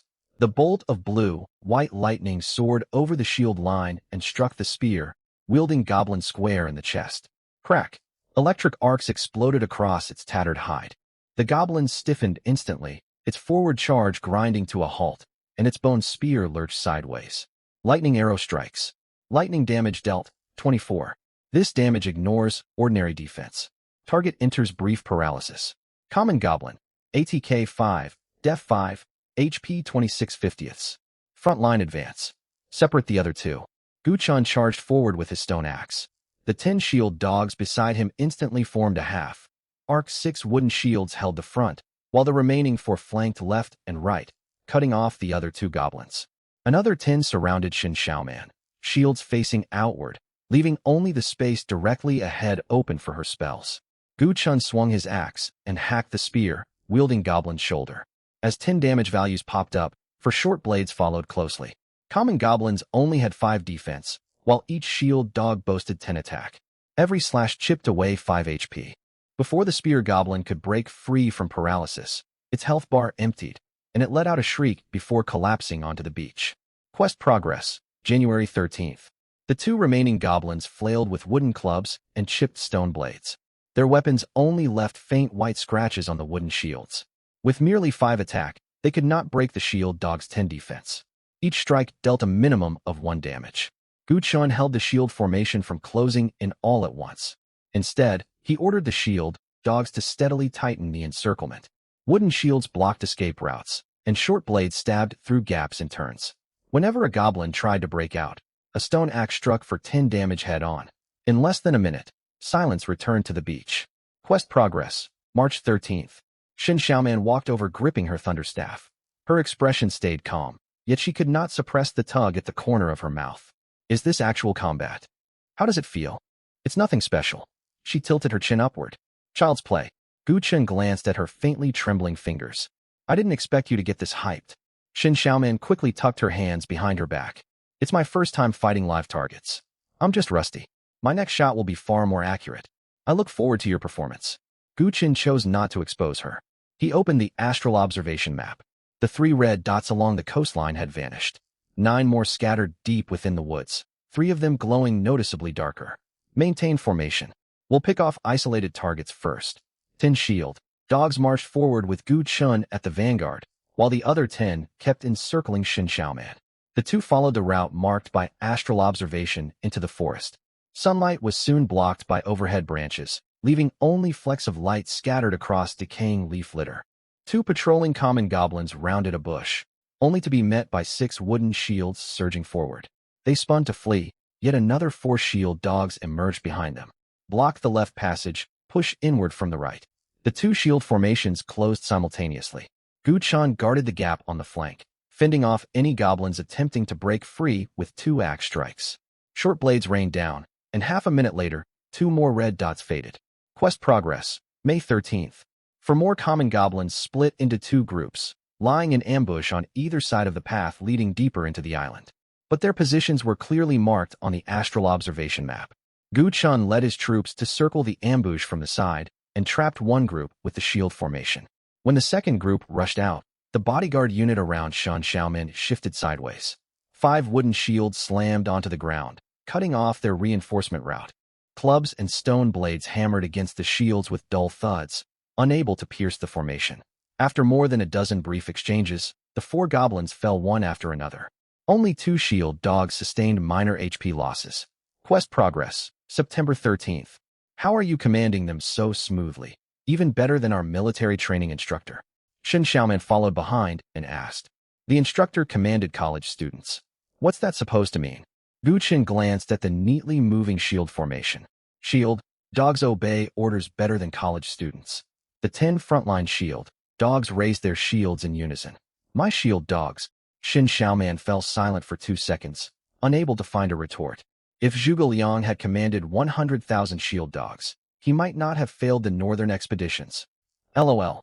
Only 3 dark red dots remained on the astral observation map. They gathered in a forest clearing. These goblins stood taller than ordinary ones, draped in thick beast hides, wielding stone hammers and bone blades. Elite Goblin. ATK, 8, Def, 8, HP, 100/100. The 3 elite goblins spotted them. Instead of charging the shield formation head-on, they split up at once. They attempted to pounce toward Xin Xiaoman from both flanks. They know to target the backline. Gu Chun pointed toward the left. 4 block the left flank. Follow me to hold the right. The remaining 2 secure the center. Don't tank hits recklessly. Restrict their movement first. The 10 frontline shield dogs quickly split into 3 teams. A stone hammer crashed into 2 overlapping wooden shields. The heavy impact shook the surrounding branches. The shield dogs slid half a step backward. The moment they steadied themselves, short blades stabbed through shield gaps. Damage dealt. 2. Gu Chun seized the chance to strike sideways with his axe. Damage dealt. 7. Elite goblins possessed 8 defense and 100 HP. Though stone axes and short blades could break their defense, damage output was far lower than before. Focus fire on the left one. Shin Xiaoman had already lifted her staff. A lightning arrow soared past the protective circle and slammed into the elite goblin's chest. Lightning damage dealt, 28. The elite goblin stiffened all over. For shield, dogs closed in immediately. They used wooden shields to pin its limbs from multiple directions, denying it a path toward the backline. 28 damage. As expected of me. Shin Xiaoman's eyes lit up. Finish the fight before celebrating. Can't you let me relish my victory for 2 seconds? Though she complained, a second bolt of lightning was already in flight. Lightning damage dealt, 17. Lightning arrows damage fluctuated between 10 and 30 points, yet it ignored defense. This made it their most effective attack for the moment. Gu Chun directed the shield formation to completely isolate the 3 elites. He guarded gaps in the formation to land axe strikes. Whenever an elite tried to reposition, shifted wooden shields blocked its path.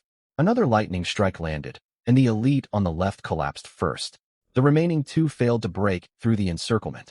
Shin Xiaoman stood surrounded by 10 guards, picking them off one by one. Gu Chun and the shield. Dogs handled containment and crowd control, steadily whittling their health with axes and blades.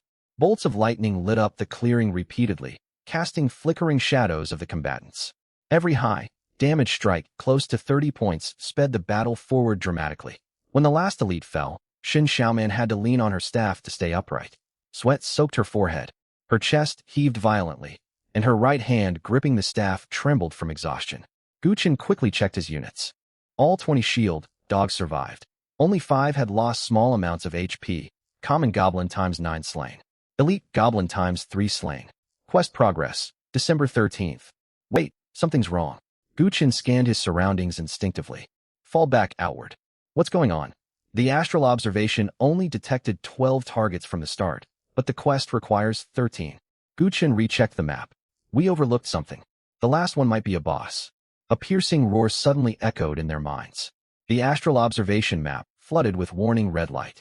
A massive, previously undetected dark red dot slowly illuminated right in the center of their formation, beneath their feet. Scatter! Gu Chun grabbed Shin Xiaoman's arm and sprinted backward. The next instant, the ground bulged violently beneath them. Cracks spread outward from the clearing's center, and gravel showered down onto the shields. A tree trunk-sized giant hammer burst through the soil. Then a nearly 3-meter tall shadow rose from an underground burrow, its torso draped with beast bones and tattered rusted armor. Old scars crisscrossed its gray-green skin. Bulky arms gripped the giant hammer. Blood, red eyes swept over the shield formation, finally locking onto Gu Chun and Shin Xiaoman. A wave of humid, putrid heat washed over them. The frontmost wooden shields looked tiny beneath its shadow. Hidden boss, Goblin Chieftain. ATK, 20. Def, 20. HP, 500/500. 500 HP. Shin Xiaoman tightened her grip on the staff. Even if every lightning arrow dealt maximum damage of 30, she needed at least 17 shots. She lacked the stamina to sustain that many casts. The Goblin Chieftain threw back its head and roared. Its giant hammer whistled through the air, crashing toward the front shield line. Boom. One shield dog was sent flying several meters with its shield, rolling across the ground before stopping. Shield dog HP, 40/50ths. It shook its head and struggled back to its feet behind the cracked wooden shield. Do not take its head on. Gu Chun circled to the side and hacked the chieftain's calf with his stone axe. The blade only left a faint white mark on the gray-green skin. Attack value lower than target defense. Force damage dealt, 1. 2 shield dogs slashed in tandem, each strike also only dealing 1 point of damage. Gu Chun's attack stood at 15, and the shield dogs at 10. Against 20 defense, their physical attacks were nearly useless. Move aside. Shin Xiaoman gritted her teeth and raised her staff. A lightning arrow slammed into the chieftain's chest, blue, white arcing electricity snaking through gaps in its armor. Lightning damage dealt, 23. The Goblin Chieftain stumbled backward half a step, its HP bar finally dipping. Before they could catch their breath, a dark red blood aura emanated from its body.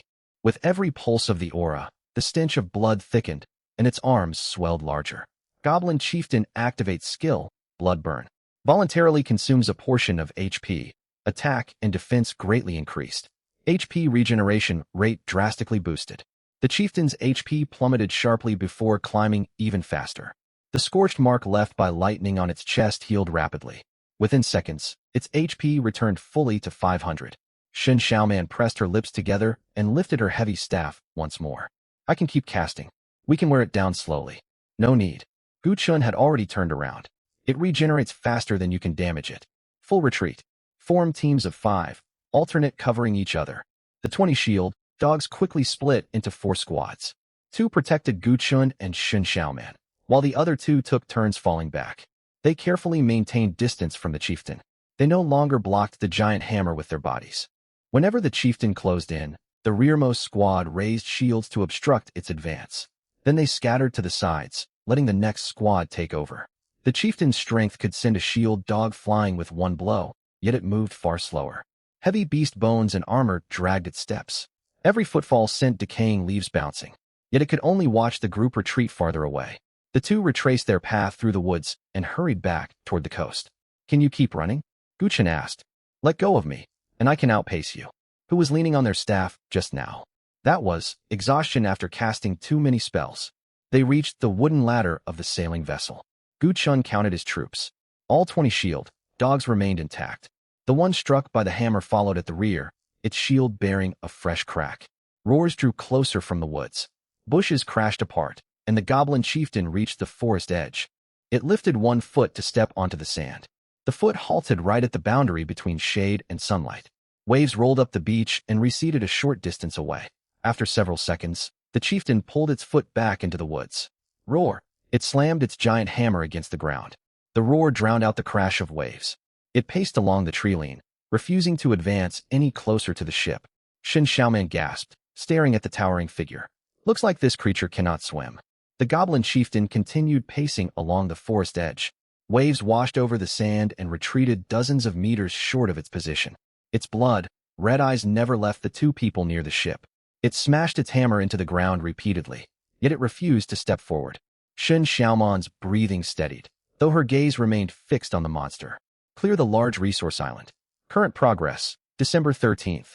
We still need to complete the objective. I see that. What if we send the 20 shield dogs to attack in rotation?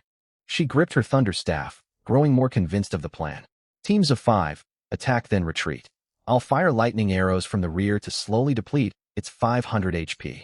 No, Gu Chun rejected the idea without hesitation. I haven't finished explaining. The outcome will be the same. Shen Xiaoman turned to face him. Do you have a better plan, Gu Chun? Shield dogs have 10 attack. It has 20 defense. Every slash only deals 1 force damage. Even if all charge forward, their numbers are deceptive. Overall damage output is pitiful. Gu Chun gestured toward the shield dog with the cracked shield. In its normal state, its attack is 20. One hammer strike deals 10 damage to a shield dog with 10 defense. Once blood burn activates, its attack surges. 2 hits could wipe out 50 HP. If shield dogs fall, they require 24 hours to resummon. We still need them to guard the ship and gather resources. We cannot sacrifice them carelessly. Shen Xiaoman remained reluctant. My lightning arrow ignores defense.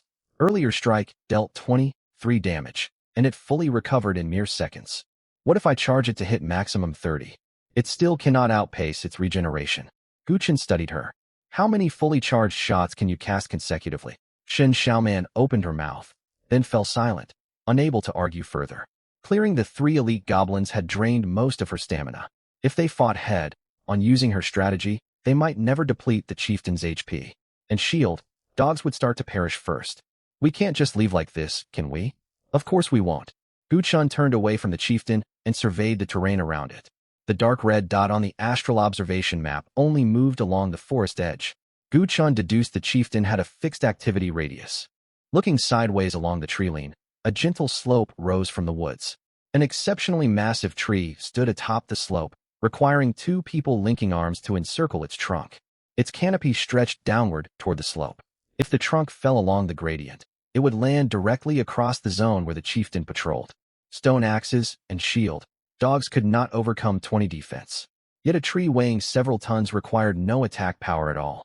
Gu Chun opened his system panel and sketched the approximate positions of the giant tree, slope, and the chieftain's patrol zone. We cut a deep notch into the trunk facing the enemy, leaving only a small section supporting its weight. Then 10 shield dogs will act in teams to lure it out. The other 10 keep protecting you. watching for stray monsters or wild beasts. Once the chieftain steps fully beneath the falling tree, you charge your lightning arrow for maximum power. Damage is not the priority, paralysis is. Guchen marked an X on the diagram where the tree would land. Freeze it for several seconds. I'll chop through the last supporting section, sending the tree sliding down the slope onto it. Shin Xiaoman traced the path he drew, then looked up at the giant tree. The seemingly unbeatable 500 HP boss suddenly became a target that only needed to stand in the right spot. Her eyes lit up instantly. Guchen, you're a genius. Everyone else fights monsters by raw attack power. But you exploit the environment. That remains to be seen. Guchen lifted his stone axe. Let's win first. The two wasted no time. Guchen circled along the coastline to reach the slope. After confirming the chieftain had not drawn near, he approached the giant tree. 10 shield, dogs formed a defensive perimeter nearby. The other 10 stayed to guard Shin Xiaoman. The stone axe crashed against the trunk, sending clouds of wood chips flying. Thud, thud, thud. After every few strikes, Guchen stepped back to check the trunk's tilt. He widened the notch on the side facing the chieftain's territory, letting the tree's weight lean gradually downhill, while preserving a thin supporting segment on the opposite side. This step could not be rushed. Too shallow a notch, and the final axe strike would not sever the trunk. Too deep, and the tree might topple prematurely. A slight angle error would send tons of timber crashing onto empty ground.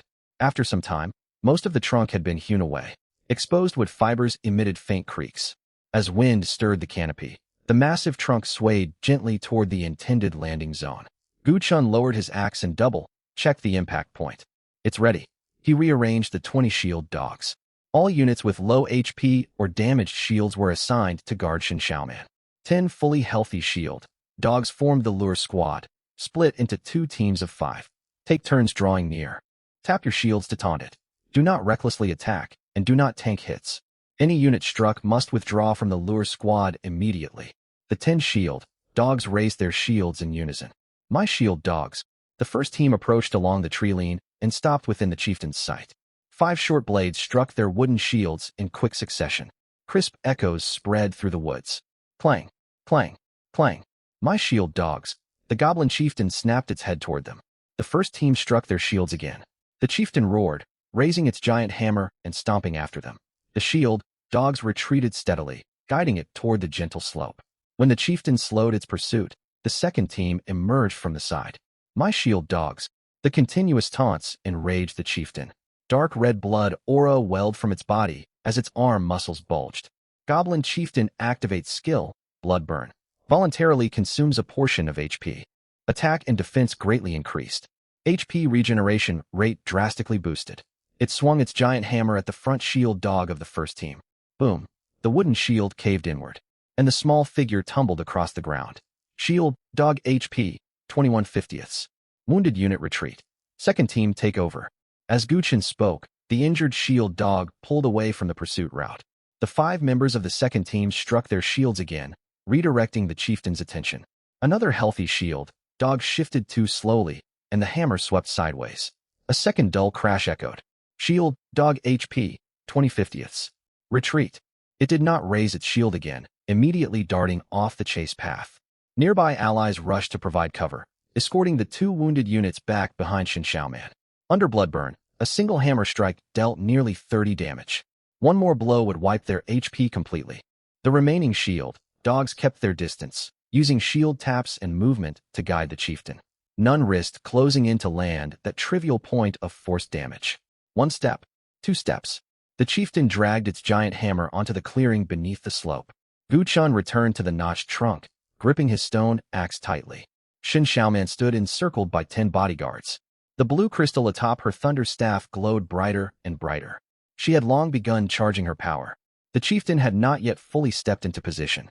Guchen stayed silent. Ahead, the shield hound tapped its shield while stepping half a pace backward. As expected, the goblin chieftain advanced once more, its massive frame finally fully stepping before the tree trunk. Shin Xiaoman thrust her staff forward sharply. Lightning, compressed to its limit, burst from the staff. It slammed straight into the chieftain's chest. Lightning damage dealt, 30. Blue, white electric arcs spread instantly across its iron armor. The chieftain stiffened. The giant club raised in the air, freezing mid-motion, its thick legs nailed to the ground. The paralysis lasted only a few seconds. yet it was more than enough. Now, Gu Chun swung his stone axe down. The axe bit into the final supporting connection. Wood fibers snapped one after another. The thick trunk groaned under unbearable strain, then tilted down the gentle slope along the pre-cut notch. The moment the chieftain broke free from paralysis, a massive shadow loomed overhead. It lifted its giant club, attempting to hold the trunk back. The several-ton tree crashed down with a thunderous roar. Boom! The entire ground shook. Broken branches, decaying leaves, and dirt were swept outward by the shockwave. The huge trunk pinned the goblin chieftain flat. Crimson light vanished along with its roar. 3 system notifications popped up simultaneously. Lethal terrain damage triggered. Goblin chieftain, 1000 HP, hidden boss slain. Gu Chun immediately checked their squad. All 20 shield hounds were alive, not a single casualty. The dim quest panel lit up at last. Side quest completed. Clear the large resource island. Quest rewards: 500 survival coins, 30 timber, 20 stone, 10 rope, 10 cloth. Rewards transferred. Survival coins in the shared warehouse rose from 200 to 700. Cloth increased from 10 units to 20. That's exactly the 10 units of cloth we lacked for the rain collector. Shen Xiaoman's eyes crinkled at the reward notification. This material is nothing, Gu Chun reminded her. The whole island's resources are ours now. We can gather supplies here temporarily and set up a makeshift outpost.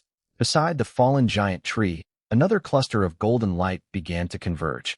Next to the goblin chieftain's corpse, a treasure chest edged with metal slowly materialized, marked with a prominent boss emblem on its lid. Golden boss chest. Hurry and open it.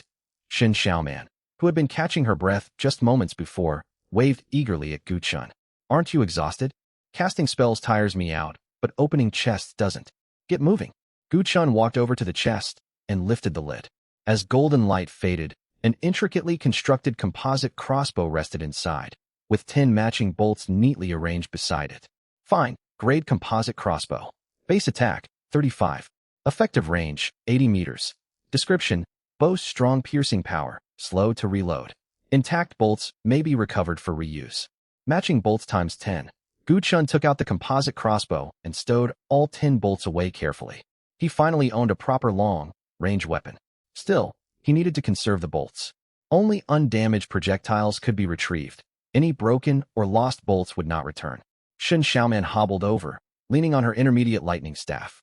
I handle paralysis from now on, and you follow up with crossbow shots? We'll see whose attack fits better for each situation. Couldn't you say we make a well-coordinated team? Gu Chun inspected the bowstring and slung the composite crossbow over his back. That tree we used earlier was our best teammate. Shen Xiaoman glanced at the giant trunk lying across the woods, unable to find a counter-argument. She raised her intermediate lightning staff, tiny arcs flickering along the crystal at its tip. Gu Chun fastened the bolt pouch holding 10 arrows firmly to his waist. Gu Chun secured the bolt pouch to his waist and opened the shared warehouse. Survival coins, 700. Timber, 92. Rope, 41. Stone, 30. Cloth, 20. All side quest rewards had arrived. Still, all timber, plant fiber, and fresh water on the island would need to be hauled back manually. Shen Xiaoman leaned on her intermediate lightning staff, breathing still uneven. We have enough cloth now. Should we build the rain collector first? Gather resources first. Gu Chun closed the warehouse panel and glanced toward the sinking sun. Haul as much as we can before dark. We'll plan module construction once we return to the ship. Shen Xiaoman pouted. Very well. Captain Gu handles planning, and I'll supervise. Your first task is recovering stamina. Before she could retort, Gu Chun summoned all 20 shield hounds beside the fallen giant tree. Battle wounds remained plain to see. 2 shield hounds that drew enemy aggro bore the worst injuries. Their HP stuck at 21/50ths and 20/50ths. One wooden shield was caved inward. Minor wounds sustained during clearing monsters remained unhealed, and the shield that cracked earlier was still damaged. Gu Chun selected the 10 healthiest hounds. Come with me to cut trees and process lumber. My shield. He turned to the remaining 10. Carry materials and patrol the perimeter. Severely wounded hounds and those with broken shields only perform light tasks. Sound the alarm immediately if you spot anything unusual. My shield. The 2 injured hounds retreated near Shen Xiaoman. One gathered scattered twigs, while the other guarded the path toward the shore. The hound with the cracked shield stayed within the squad, kept away from the tree line where enemies might appear. Gu Chun gripped his crude stone axe and picked a suitably sized tree, cutting a notch on the side where he planned to make it fall. Thud! The axe struck, sending wood shavings flying from the trunk. 10 shield hounds struck simultaneously from the opposite side. The trunk tilted gradually. With a crack of snapping fibers, it crashed to the ground. The hounds swarmed forward, stripping branches, trimming waste, and cutting the trunk into transportable lengths. Once the last log was processed, a notification surfaced before Gu Chen's eyes. Lumber processing complete. Convert to standard timber units. Confirm. The processed timber dissolved into light particles and entered the shared warehouse. Yield from a single tree surpassed all the fish they caught the previous day. Gu Chen checked the time, then quickly chose another tree. The transport and patrol squad marked a fixed route between the forest and shore. Healthy hounds hauled heavy logs, while wounded ones carried light branches or patrolled nearby. The entire route stayed within the range of the star observation map. We've gathered more timber already than all the fish we caught yesterday, and we haven't worked long. Shen Xiaoman stepped out from behind a bush, carrying a bundle of plant fiber. Several patrolling shield hounds trailed beside her. Gu Chen glanced at her. Who was it that celebrated catching 2 pieces of wood like it was historic news yesterday? That was a system reward. Totally different. Didn't you pull up empty fishing lines repeatedly? The system glitched. She answered smoothly, still sticking to that old excuse. Classic lines never fail. Shen Xiaoman handed the plant fiber to the transport squad and headed toward the tree line with several shield hounds to continue searching.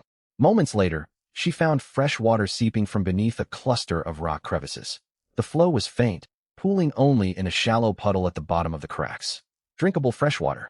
Shen Xiaoman fetched a container to collect all accessible water, then marked the location on their shared map. As she stood up, rustling echoed from the nearby grass. Several gray, brown hairs emerged from the underbrush, pausing dozens of meters away. Shen Xiaoman's eyes lit up. Dinner. Her basic electric arc lacked sufficient range. Ordinary arrows would be obstructed by branches and foliage at this distance. She raised her intermediate lightning staff, aiming the tip at the hare herd. The blue crystal glowed rapidly. Crack!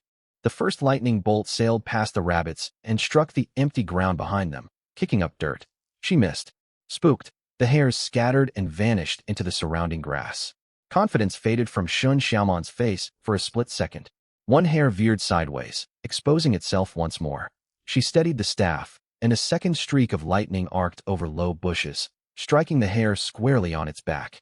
The small creature tumbled twice and collapsed motionless on the grass. Only a small patch of fur was scorched. The meat remained largely undamaged. Shen Xiaoman hurried forward, lifted the hare by its ears, and walked over to Gu Chen. See that? Gu Chen lowered his stone axe. I saw it. The important part is I caught dinner. Shen Xiaoman held the hare higher, already forgetting her embarrassing miss. From today onward, I'm not just a lightning mage. I hunt fish and rabbits with electricity. You just got lucky, didn't you? The process doesn't matter. What counts is we have meat. She handed the hare to the transport squad and turned to search for more plant fiber. As the sun dipped toward the horizon, the squad had stockpiled standard timber, plant fiber, a small reserve of freshwater, and several more hares were added to their supplies. Gu Chen summoned all 20 shield hounds again. Only one area remained unexplored, the underground burrow where the goblin chieftain had burst forth. An inclined dirt path led down the entrance. No new red markers appeared on the star observation map, yet the map had failed to detect the underground chieftain once before. Gu Chen still ordered the healthiest shield hounds to march forward with shields raised. Shen Xiaoman stayed safely surrounded by the hounds, while others guarded the entrance and side tunnels. The dirt path grew darker further down. The stench of mud and rot thickened.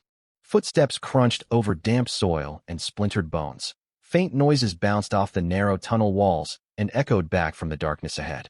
Scattered beast bones, broken tools, and leftover supplies clearly belonging to other players littered the burrow floor. Many items were ruined, leaving few usable goods. Shen Xiaoman scanned the clutter. Did those 2 teams from last night leave all this? Possibly. Gu Chen's gaze locked onto the stone wall. A rolled blueprint tucked under debris glowed bright orange along its edges. He ordered the shield hounds to maintain watch, then stepped forward and unfurled the scroll. Whirlwind torpedo. Quality, rare orange. Type, blueprint. Installation requirement, vessel level 6 minimum. Gu Chen continued reading, yet the panel displayed neither crafting materials nor damage statistics. Their primary ship was only level 4, 2 levels short of meeting the installation criteria. An orange blueprint. Shen Xiaoman leaned closer. Could that be what those 2 teams fought over last night? It's likely. Gu Chen stored the blueprint in the shared warehouse. This blueprint was probably their target. They fought each other until both sides were weakened. Then the goblins picked off the survivors. The two gathered all salvageable leftover goods and retreated from the burrow. By now, the sun hovered just above sea level. Gu Chun led the squad back to the shore and hauled all collected resources aboard their level 4 double-deck sailing ship anchored near the coast. He followed his earlier plan and entered the helm cabin to open the ship module panel. 12 standard module slots lit up in sequence. Gu Chun marked only one slot on the upper deck near the kitchen, an uncovered spot ideal for the rain collector. He left all other slots unmodified, holding off on confirming construction. Shen Xiaoman watched beside him. You've picked the spot. Why not build it right away? No rush. We need to reserve space for other modules. Let's have dinner first. Let's taste the roasted hare. Shen Xiaoman turned to head out. Agreed. Let's light the fire. Night sailing was unnecessary. They chose to camp overnight near the island shore. The 20 shield hounds split into shifts. Some guarded the ship, others patrolled the beach camp, and the rest kept watch over the treeline. A bonfire quickly blazed on the sand. Shen Xiaoman prepared the hare meat and placed chunks over the flames, rotating the spit slowly. Fat dripped from the golden, brown flesh into the fire, sizzling constantly. The aroma of roasted meat drifted across the sea breeze. Gu Chun sat on the opposite side of the fire, watching quietly. Smells good, right? Shen Xiaoman twisted the spit. It's all right. All right. I hunted this hare myself. Shen Xiaoman shot him a glare, tore off a piece of cooked meat to taste, then squinted in satisfaction. Gu Chun, do you appreciate how powerful lightning bolt is? Your first shot nearly scared all the rabbits away. I was cutting off their escape routes. Do you believe that yourself? The end result is the rabbits ended up over the fire as roast hare. Gu Chun accepted the meat she handed him. Without salt or seasonings, the meat was far from tender, yet this was the first fresh wild game they had eaten since arriving in this world. The fire crackled. Waves rolled onto the beach and receded back into the night beyond the firelight. On the horizon, a massive silvery, white moon slowly ascended. Moments later, two smaller moons appeared to its left and right. One shimmered with pale blue aura, the other faint violet. 3 moons hung in the sky once more. Silver, pale blue, and lavender moonlight spilled over the sand, stretching their shadows in separate directions.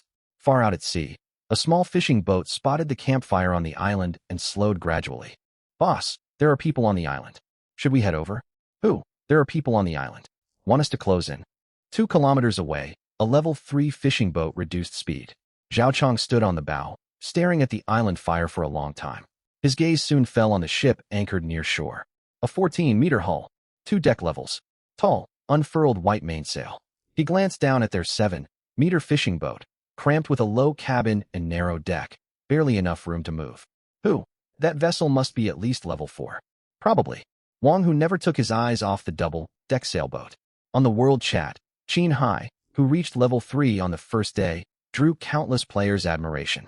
The 2 people on the island had shared no information with anyone, yet they already owned a level 4 double-deck ship.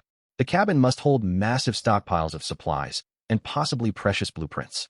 Reaching level 4 by the second day, those 2 on board are likely formidable.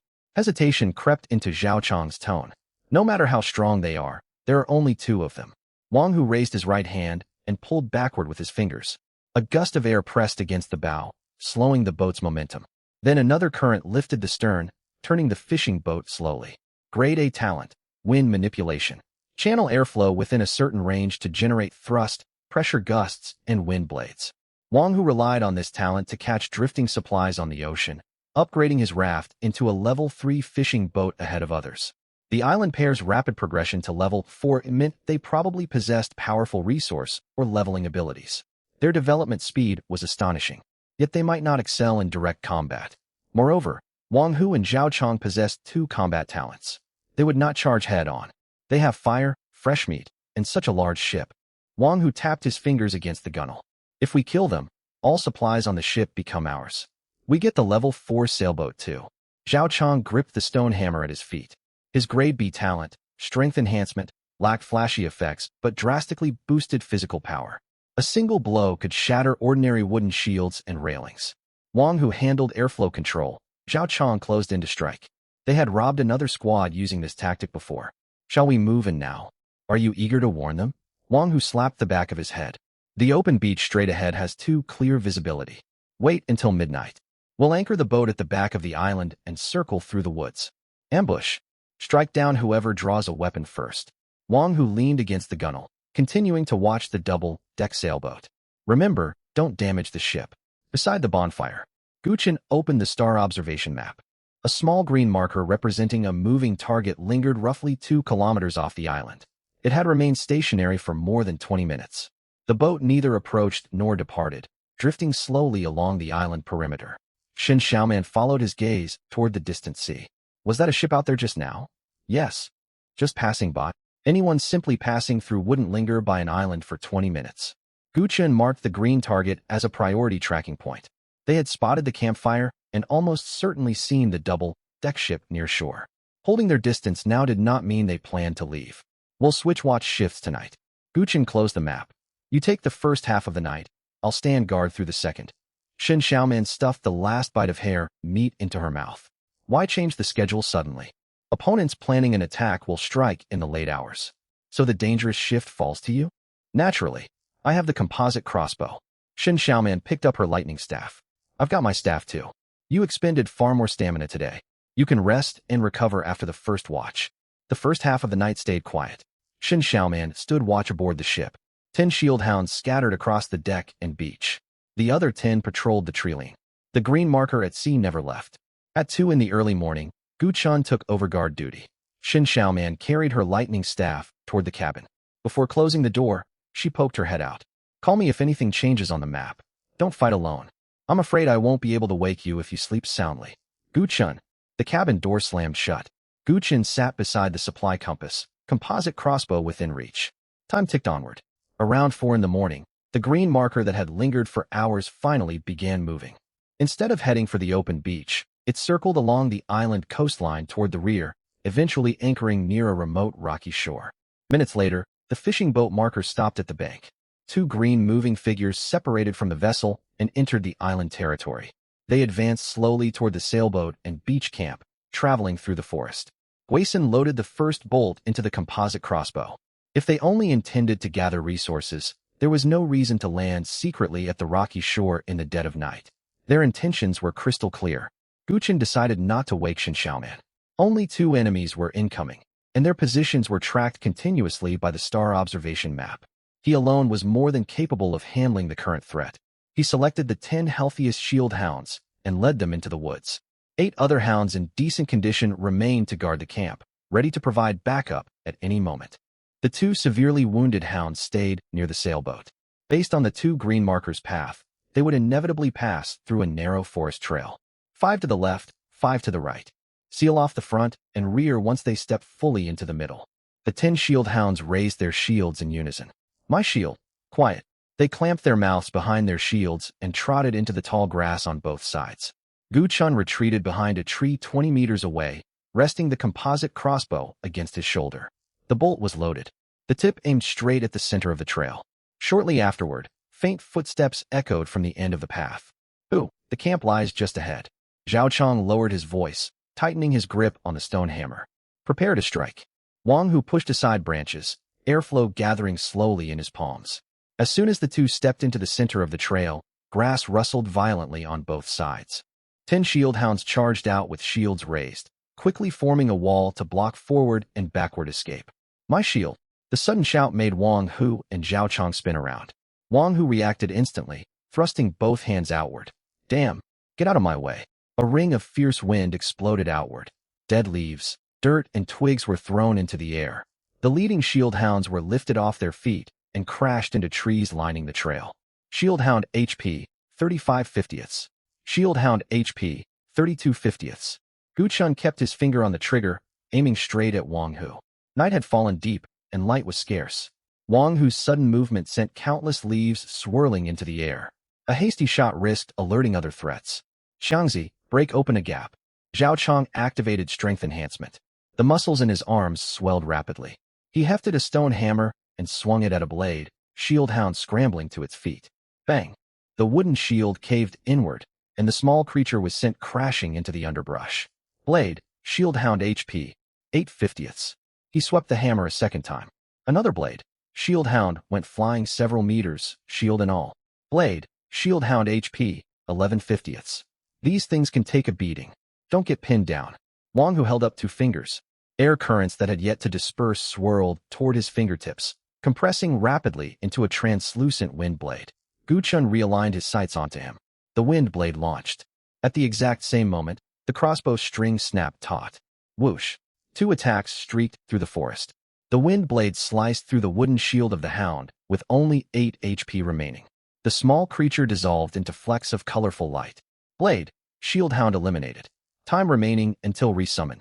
23 hours, 59 minutes. The crossbow bolt threaded through tree branches and buried itself deep in Wang Hu's side chest. Superior composite crossbow hit. Damage dealt, 50. Wang Hu staggered backward from the impact. The airflow he had just begun gathering at his fingertips dissipated instantly. Ambush. Clutching his wound, he spun and fled. Xiangzi, hold them off. Zhao Chong froze. Gu, use the wind to pull me out of here. Get out of my way. Wang Hu shoved him hard from behind and charged back the way he came. Without the suppressing wind, the 9 remaining blade, shield hounds closed in once more. 3 wooden shields blocked the forest path, while the others pressed in from left and right, boxing the 2 men into the center. Dense footsteps echoed from the forest's edge. The 8 hounds left to guard their camp had arrived to join the fight. 17 wooden shields pressed forward from every direction, sealing off all escape routes. Rage burned hot within Gu Chun. He had not expected the pair to strike so ruthlessly and quickly, costing him 1 blade, shield hound. He could not let them escape, no matter what. He planted his foot on the crossbow stock, drew the string back, and loaded a second bolt into the groove. Wang Hu pressed a hand to his chest, struggling to muster wind power. If he could push the summoned creatures aside once more, he could vanish into the woods. Air began gathering in his palm, but Gu Chun had already raised the composite crossbow again. The 2 locked eyes across more than a dozen meters. By the faint glow of 3 moons hanging in the sky, Wang Hu finally made out Gu Chun hiding behind the tree. Ever since they circled around to the island's rear, every move they made had been under this man's watch. Wait. Wang Hu dispersed the airflow in his palm at once. Brother, this is all a misunderstanding. We only came to the island to trade for supplies. Is that what you call trading supplies? You'd better prepare to meet your end. Gu Chun squeezed the trigger. The second bolt buried itself in Wang Hu's throat. Critical hit to vital area. Player Wang Hu HP reduced to 0. Wang Hu toppled backward onto the rotting leaf litter. The lingering airflow in his palm faded away. Gu. Zhao Chong stared at Wang Hu's body and turned to run. Yet without the wide-range wind pressure, his strength enhancement could not break through the encirclement of more than a dozen blade shield hounds. He smashed 1 hound back with his hammer, only for another wooden shield to fill the gap instantly. The moment he forced an opening on the left, short blades jabbed through cracks in the shields from the right. Zhao Chong swung the stone hammer, fighting desperately. 1 hound was knocked over, and 3 rushed to take its place from separate angles. Short blades stabbed repeatedly at the backs of his knees, his waist, and his spine. His movements grew slower and slower.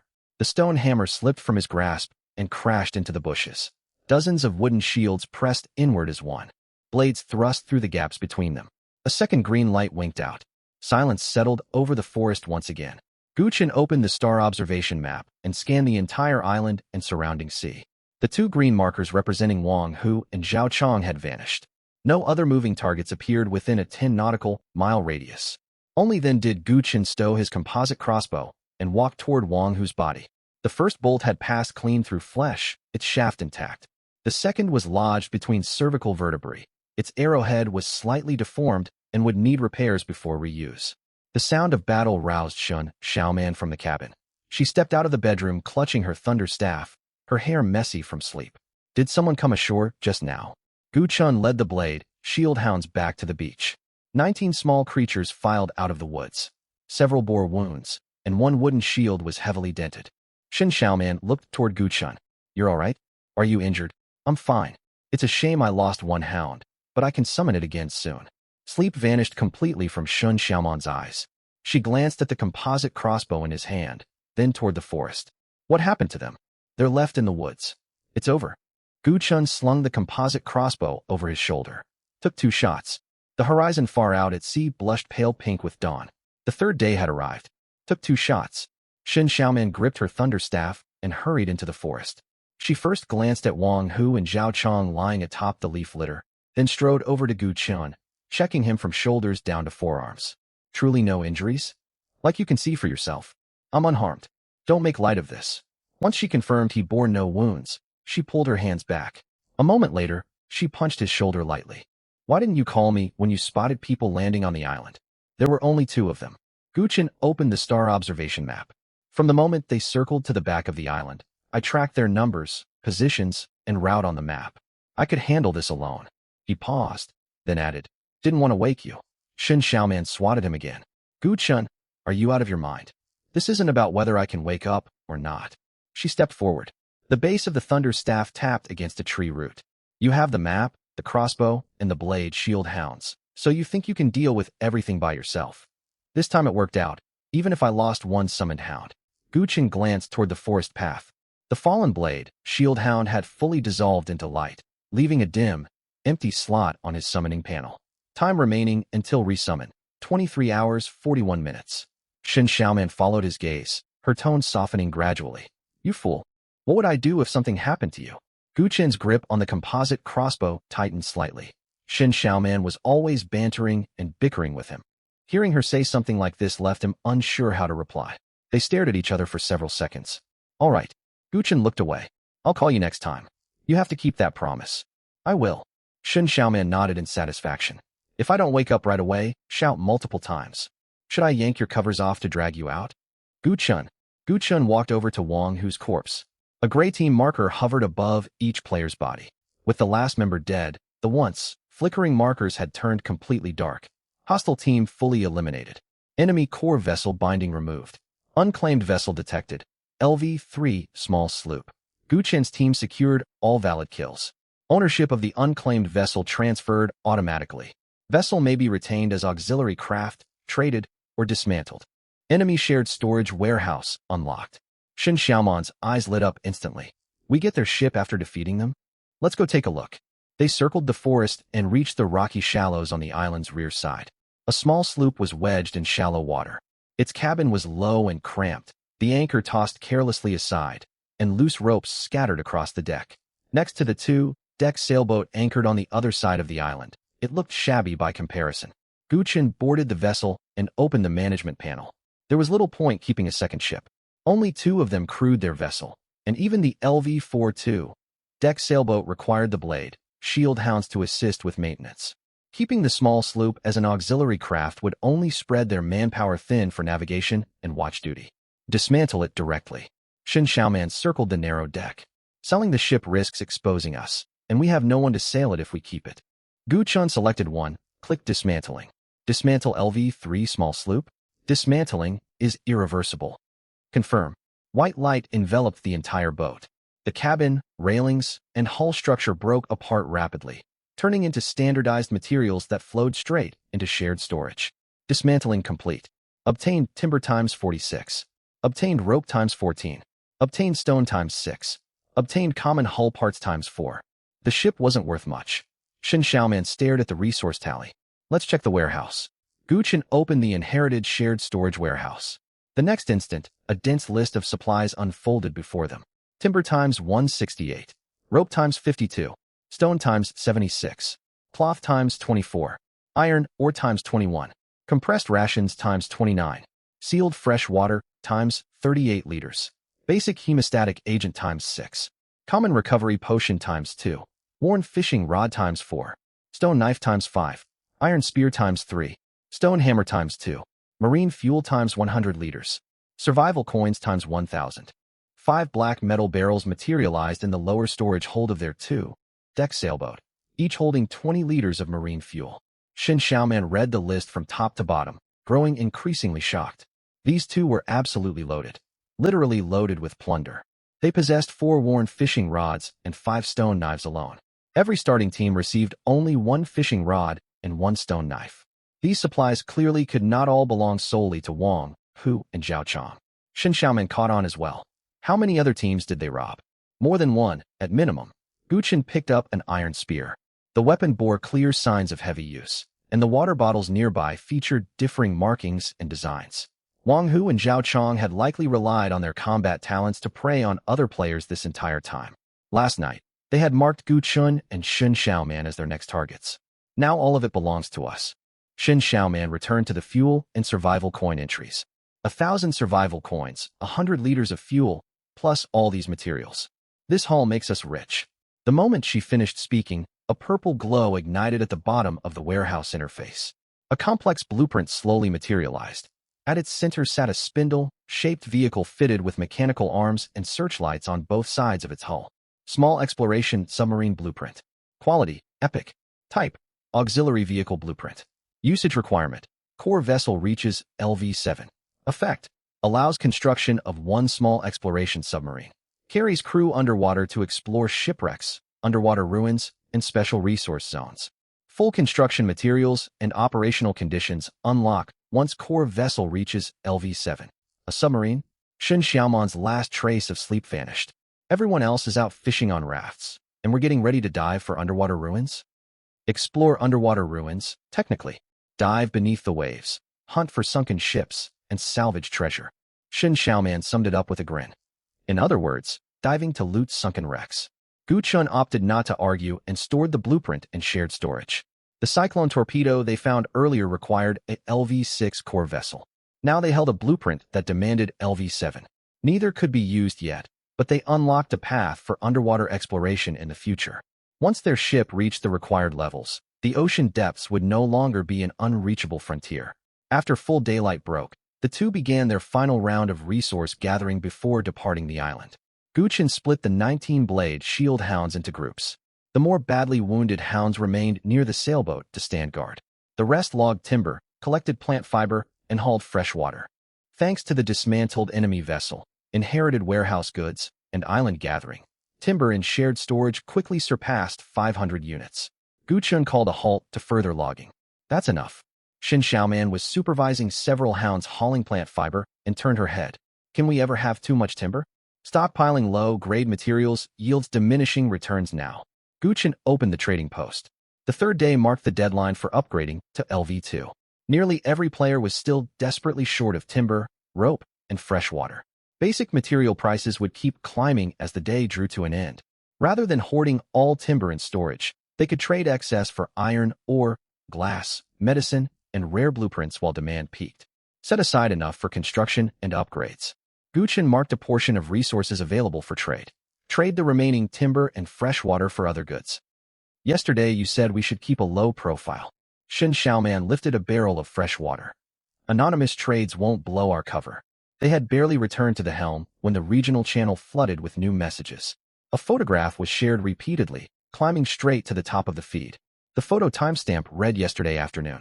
Shot from a distance away from the resource island, the image was slightly blurry. Yet the two-deck sailboat anchored near shore remained unmistakable. Its 14-meter hull, tall mainsail, and double-deck cabin stood out sharply against the sea. A pack of shield hounds could be seen transporting supplies along the beach.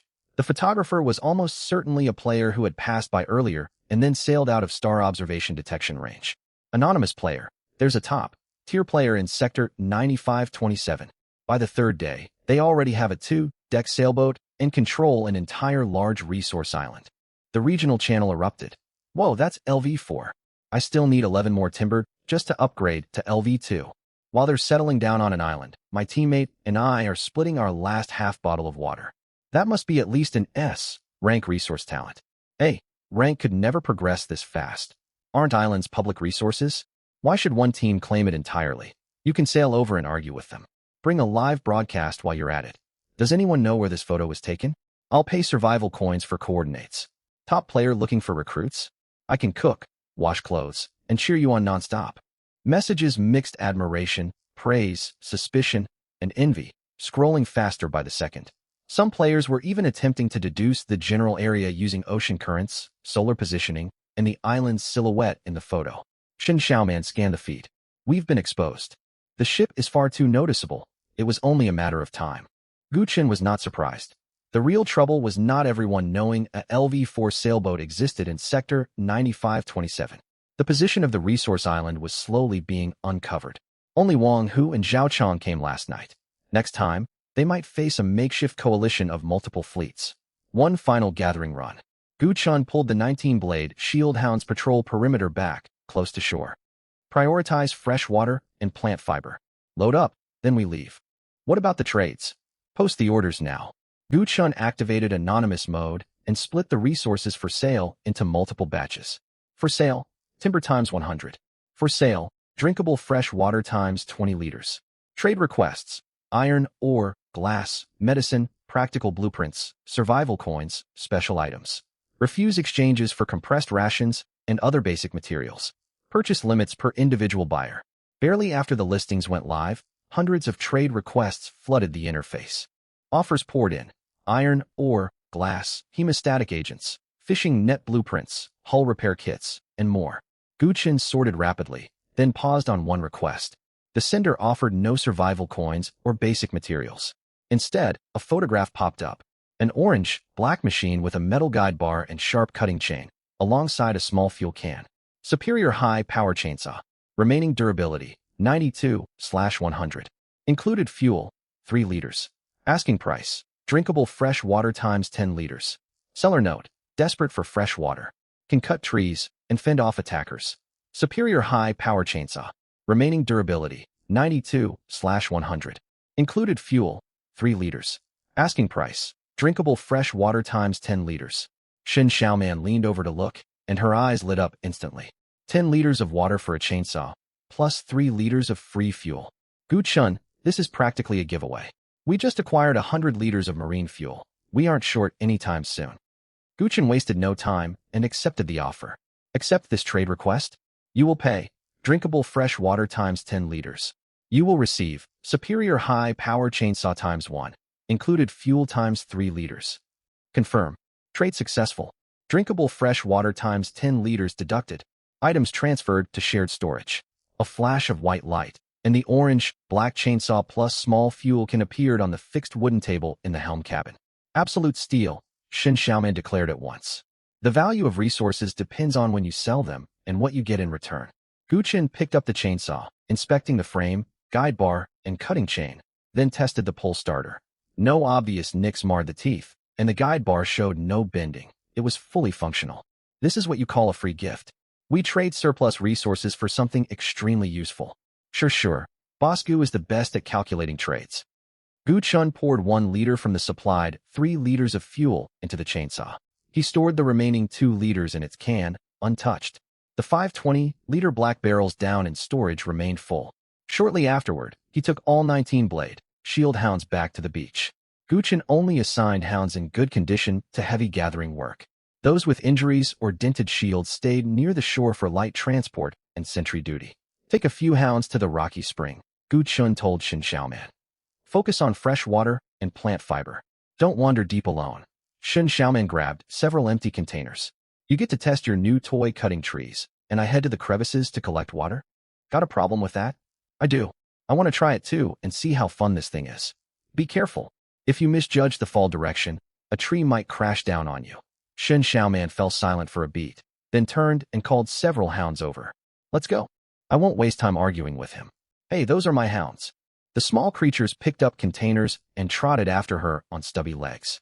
Dense woodland covered most of the resource island, yet the coastal forest belt closest to the shore was ideal for fast gathering. Previously, Gu Chun relied on stone axes to fell and section timber. Chopping trees with stone axes, and the hounds consumed massive amounts of time. Without the chainsaw, processing this coastal woodland before other players arrived would be nearly impossible. Now that bottleneck was gone. He selected a suitably sized tree, confirmed which way it would fall.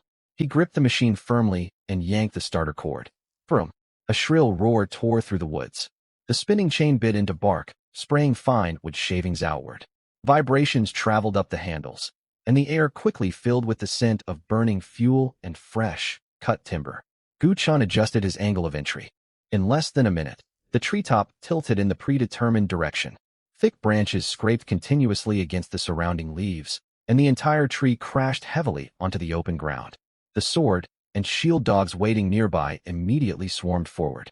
Gu Chun was in charge of selecting trees, felling them, and then using the chainsaw to cut the trunks into suitable lengths. The sword and shield dogs were responsible for clearing the smaller branches, organizing the timber. They hauled it back to the sailboat along a set route. Several others stayed at the coastline and the treeline, keeping a sharp eye on their surroundings. My shield dog, a sword, and shield dog lifted a log and followed its companion toward the beach. Gu Chun had already moved on to the next tree. The roar of the chainsaw echoed again. 1 tree, 2 trees, 3 trees. Just as the transport team delivered the previous batch of wood back to the sailboat, the new trunk had already been sectioned. Trees fell one after another, and the neatly processed standard timber was continually added to the public warehouse. At first, the sword and shield dogs would stand by the trees holding short blades, waiting. After 10 minutes, the ones clearing branches and sorting wood were so busy they couldn't stop. The transport team had to shorten their round-trip routes. Every time Gu-chun felled a tree, a new team immediately stepped up behind him. Logs hardly accumulated on the forest floor at all. The scattered footprints along the coast were gradually trampled into a clear timber pathway. On the other side, Shun Xiaoman led a team to the rock, crevice water source marked earlier. The stream trickling from the gap was much thinner than yesterday, and the puddle in the rock basin had grown very shallow. She filled her containers with the safe drinking water that remained and led the sword and shield dogs to collect plant fibers along the forest margin. By the time she returned near the shore with the last batch of materials, the harsh buzz of the chainsaw had finally stopped. The trees near the coast that were convenient to harvest and transport had mostly been cleared. Deep inside, vast forest remained, but it was far, terrain was complex, and pushing further would require far more guard duty and transport effort. Looking inland from the coast, the easiest circle of trees had been reduced to large stumps and sawdust everywhere. Gu-chun switched off the chainsaw and set it down with the guide bar facing down. His arms were somewhat numb. Are you logging or giving this island a haircut? Shun Xiaoman surveyed the newly cleared land. What else is a chainsaw for? Cutting people. If he knew you used it like this, would he have traded it for 10 liters of water? Who told him not to have water to drink? Shun Xiaoman gave a thumbs up. Shrewd merchant. Thank you. After a morning's work, the chainsaw's fuel and durability had been consumed. Gu-chun didn't waste time going after the remote trees. He packed up the tools and counted the materials. The timber in the public warehouse had exceeded 1,000 units, enough to support subsequent module construction. Once all the planned fresh water, plant fibers, and logs were hauled onto the ship, Gu-chun went to the upper deck. Rainwater collector. Build cost. Timber times 30, rope times 15, fabric times 20, survival coins times 100. Occupies standard module, slot times 1. Confirm construction? Confirm. Timber times 30 deducted. Rope times 15 deducted. Fabric times 20 deducted. Survival coins times 100 deducted. White light spread along the marked zone. Several supports were fixed to the upper deck. A wide catchment cloth unfolded near the galley, connecting to a sealed storage tank below. Rainwater collector construction complete. Max storage capacity per rainfall, 100 liters. Currently, the sky was clear and bright. The storage tank naturally held not a single drop of water. Shun Xiaoman lifted the tank cover and peered inside. That sure is a big capacity. Gu-chun looked up at the sky. Go urge the rain to fall. I'm a thunder mage, not a rain god. Next time, learn a rain spell. Just as Shun Xiaoman was about to talk back, Gu-chun's eyes shifted to the stargazing map. At the edge of the map, several continuously moving targets were approaching the resource island one by one. Photos in the regional channel had already linked the LV-4 double-deck sailboat with this island. As more people speculated on its position, it wasn't surprising that latecomers were finding their way here. Meanwhile, the most accessible timber, fresh water, and plant fibers on the island were already mostly harvested. Staying to compete for ordinary resources offered gains far lower than the risk of exposure and conflict. Fall back. Gu-chun closed the map. Seeing the direction of the targets, Shun Xiaoman dropped her light-hearted mood too. The sword and shield dogs scattered along the coast, and Treeline fell back rapidly, and the last batch of supplies was carried onto the deck. Gu-chun counted them personally. 19 dogs, not one missing. After confirming that Shun Xiaoman and all the gathered supplies were aboard, he pulled up the wooden ladder. He weighed anchor and set sail. The LV-4 double-deck sailboat slowly departed the shallow waters.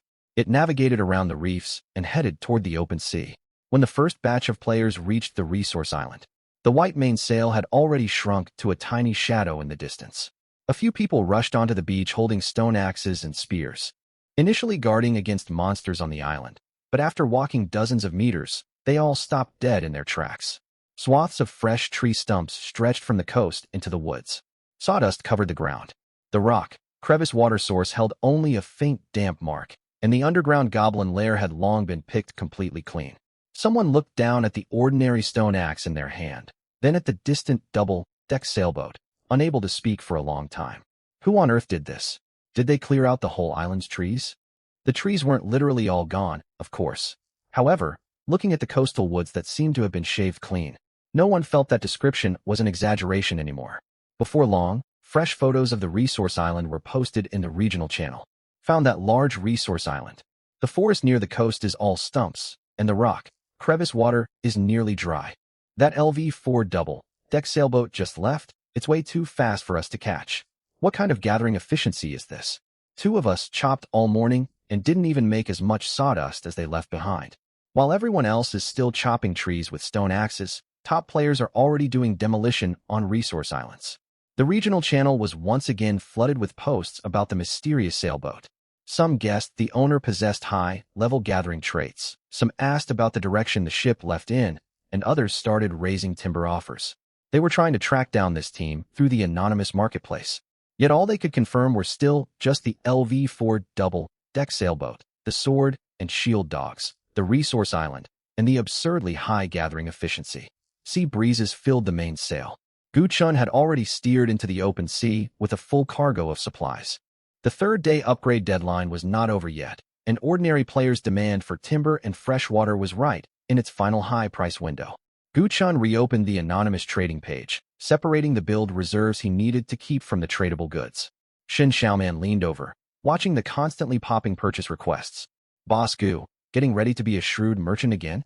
Don't talk nonsense. This is saving their lives. Guchin's fingers swept over the rapidly updating bids. Sea breezes filled the mainsail. The LV-4 double-deck sailboat was already sailing in the open water, the resource island shrinking behind it. Several more teams following the photos arrived on the beach only now. All they could find were rows of fresh stumps near the shore, sawdust everywhere, a nearly dried up rock, crevice water source, and a goblin lair turned upside down. Deep inside the island, large forests remained, but being far from the coast, hauling timber back to the ship would cost them half their strength. By the time they looked up to search for the LV-4 double-deck sailboat again, the white sail had already shrunk to a speck on the sea. Who was on board and what method they used remained completely unknown to them. In the steering area, Guchen opened the anonymous trading page. The 2 listings he left earlier were still at the top. For sale, timber times 100. For sale, potable water times 10 liters. The third day was drawing to a close. The regional channel was filled everywhere with requests buying timber, rope, and stone. Many teams were just a few materials away from LV2, and as the countdown ticked down, both the quantity and quality of trade requests were rising rapidly. Guchen didn't rush to accept the earliest bids. He first set aside the 600 units of timber needed for the LV5 upgrade from the warehouse. He left safety reserves for repairs, module building, and daily use, then canceled the original bulk listing and split the surplus timber and fresh water into several smaller lots. All offered anonymously. Purchase quantities per team were also capped. Standing to the side, Shin Xiaoman watched him make continuous adjustments to the orders. Market's so good, why not sell it all at once? Not selling. Why? If they buy too much, they can resell it at inflated prices. Guchan canceled a request from someone trying to buy out the stock. Or they might infer our inventory from our supply output. So while you earn high prices, you're also preventing others from acting as middlemen? Just convenient. Shrewd merchant. This is called fair pricing for life-saving resources. Shin Xiaoman glanced at the increasingly frantic by messages in the channel. Your definition of fair sure comes at an opportune time. Whether resources are valuable depends on when you sell them. As soon as the new orders posted, trade applications flooded the page. Guchen didn't focus solely on survival coins. Some offered iron, some offered copper and glass, and others used rubber, styptics, and recovery potions to trade for the last remaining basic resources. If the offer was suitable, deal. If someone wanted to swallow a huge amount of supplies at once, crossed out. If it was just trading common materials for common materials, skipped as well. Trade successful. Exchanged items transferred to public warehouse. System prompts popped up continuously. Iron, copper, rubber, and glass gradually built up. A batch of medicine was added, and survival coins kept arriving in the account. An offer that just appeared was raised by another team before it could even be opened. Some put away their pressure, held industrial materials onto the trading bar, while others withdrew survival coins to bid with rarer medicines instead. Guchen only looked at what they brought to the table, ignoring how pitiful the notes sounded. The system deadline wouldn't stop for anyone's pleas. What he could do was convert his temporarily surplus basic resources into things the team truly needed for the next phase. While completing transactions, Gu canceled outdated listings and redistributed the sellable portions. The 19 sword and shield dogs spread across the deck on guard, while one summon slot remained in a grayed-out cooldown state. Shin Xiaoman was initially staring at the steadily rising survival coins, but later her attention shifted to the incoming industrial materials in the inventory. She categorized different materials, occasionally looking up to announce new types. Whenever Gu heard it was ordinary stone or rope, he skipped past. Only when he heard copper, rubber, or medicine would he pause to double-check the bids. While others are still struggling for LV2, we're already using wood to trade for these. When basic materials are enough, it's time to swap for what the next phase requires. Gu opened the vessel upgrade page. LV4 double, deck sailboat LV5 luxury power yacht. Original requirements: timber 1200, iron 500, copper 120, rubber 100, glass 40, basic engine core 1. A colorful glow belonging to upgrade time swept across from the edge of the panel. Ordinary upgrade material requirements reduced by 50%. Actual requirements: timber 600, iron 250, copper 60, rubber 50, glass 20, basic engine core 1. Below the panel was an item requiring full payment in survival coins. 1,000 survival coins. Gu verified each item. 600 timber was already reserved. The recent trades brought in part of the copper and glass, but there was still a gap to meet everything. The deficits in iron and rubber were even more obvious. As for the most critical basic engine core, there wasn't a single one in the warehouse. Nobody is selling this either? Shin Xiaoman stared at the core icon. At least not right now. The 100 liters of fuel in the warehouse. Does it take upgrading to LV5 before we can use it to power the ship? Right. LV4 could store fuel and supply independent tools like the chainsaw, but lacked permission to install marine propulsion. Only upon reaching LV5 would the luxury power yacht truly feature a fuel hold and engine assembly. No wonder there's no trace of an engine core anywhere, Shin Xiaoman sighed. Anyone who gets one would keep it for themselves. After all, it's too valuable. So we can't just wait on the exchange. Then how do we plan for the next stage? Keep what's needed for upgrades, repairs, and daily construction. No more endless hoarding. Gu listed several industrial resources on a separate collection checklist. Focus on finding iron, copper, rubber, glass, and the engine core. Shin Xiaoman looked back toward the regional channel. Completing tasks early lets us sell at high prices while others are chased by deadlines, and then prepare for the next phase. Right. Applications on the exchange were still increasing. Some were short by just a few units of materials. Some were willing to offer everything in their warehouse, and others repeatedly begged in the channel for other teams to help them out first. Gu continued screening, yet never emptied the warehouse, nor did he give up reserved resources for a bit of extra profit. The final moments of the third day ticked down to 0. When the countdown had only a few seconds left, messages in the regional channel moved too fast to read. 3, 2, 1. The countdown hit 0. A cold system announcement instantly covered the entire New Sea Area 9527. New Sea Area 9527 Phase 1 settlement complete. 1378 teams still failed to upgrade their core vessel to LV2. The sea suddenly surged violently. At various distances, the muffled sound of snapping timber rang out simultaneously. Those initial LV1 rafts that had failed to complete the upgrade lost system protection. Waves slammed down one after another. Strained ropes snapped, and bound logs scattered in all directions. As fragile rafts quickly broke apart on the dark sea surface, the regional channel was instantly flooded with distress messages. My raft broke apart. Is anyone nearby? Help. The second message cut off mid-sentence. The sender's name vanished from the regional list. Immediately after, more messages stopped abruptly. Profile icons of people who were just bidding high prices for materials dimmed one after another, never to light up again. Gu and Shin Xiaoman couldn't see the water where those rafts were, nor could they hear the voices of those falling into the sea. Yet every time a line went blank on the regional list, a name that was speaking moments ago disappeared from the channel. Messages that filled the screen moments before quickly left large, chilling blanks. Standing beside the steering area, Shin Xiaoman's hand holding the thunder staff tightened unconsciously.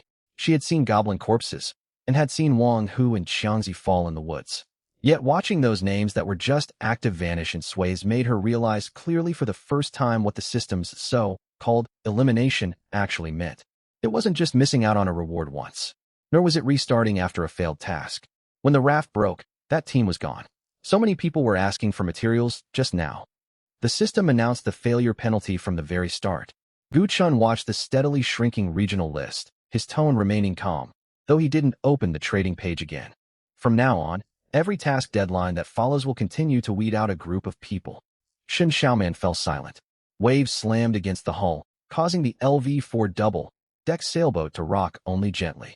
The same wind and waves falling upon those rafts were enough to decide whether a team could continue to exist. A new system announcement followed immediately. Phase 2 task. Please upgrade your core vessel to a LV-3 sailboat before the end of the 7th day. Phase 2 environment rules are now in effect. Sea winds and waves increased. Random weather such as heavy rain, dense fog, strong winds, and thunderstorms will begin to appear in the new sea area. The 4th day officially arrived. Gu Chun opened the task page. Core vessel LV-4. The LV-3 required for Phase 2 was already completed, and the system did not issue duplicate rewards. Saves trouble. Gu Chun closed the page. While others are just starting to rush for LV-3, we can already look for LV-5 materials. Just as he spoke, the material compass in the steering area suddenly flashed. Gu Chun immediately expanded the stargazing map. Several nautical miles ahead of the ship, a deep purple shadow that had never appeared before was rapidly expanding. Massive thunderstorm clouds surged along the wind, covering a large swath of the sea in just a moment. The sky where stars could still be seen was quickly swallowed by an approaching wall of clouds. The deep purple shadow on the stargazing map was not stationary.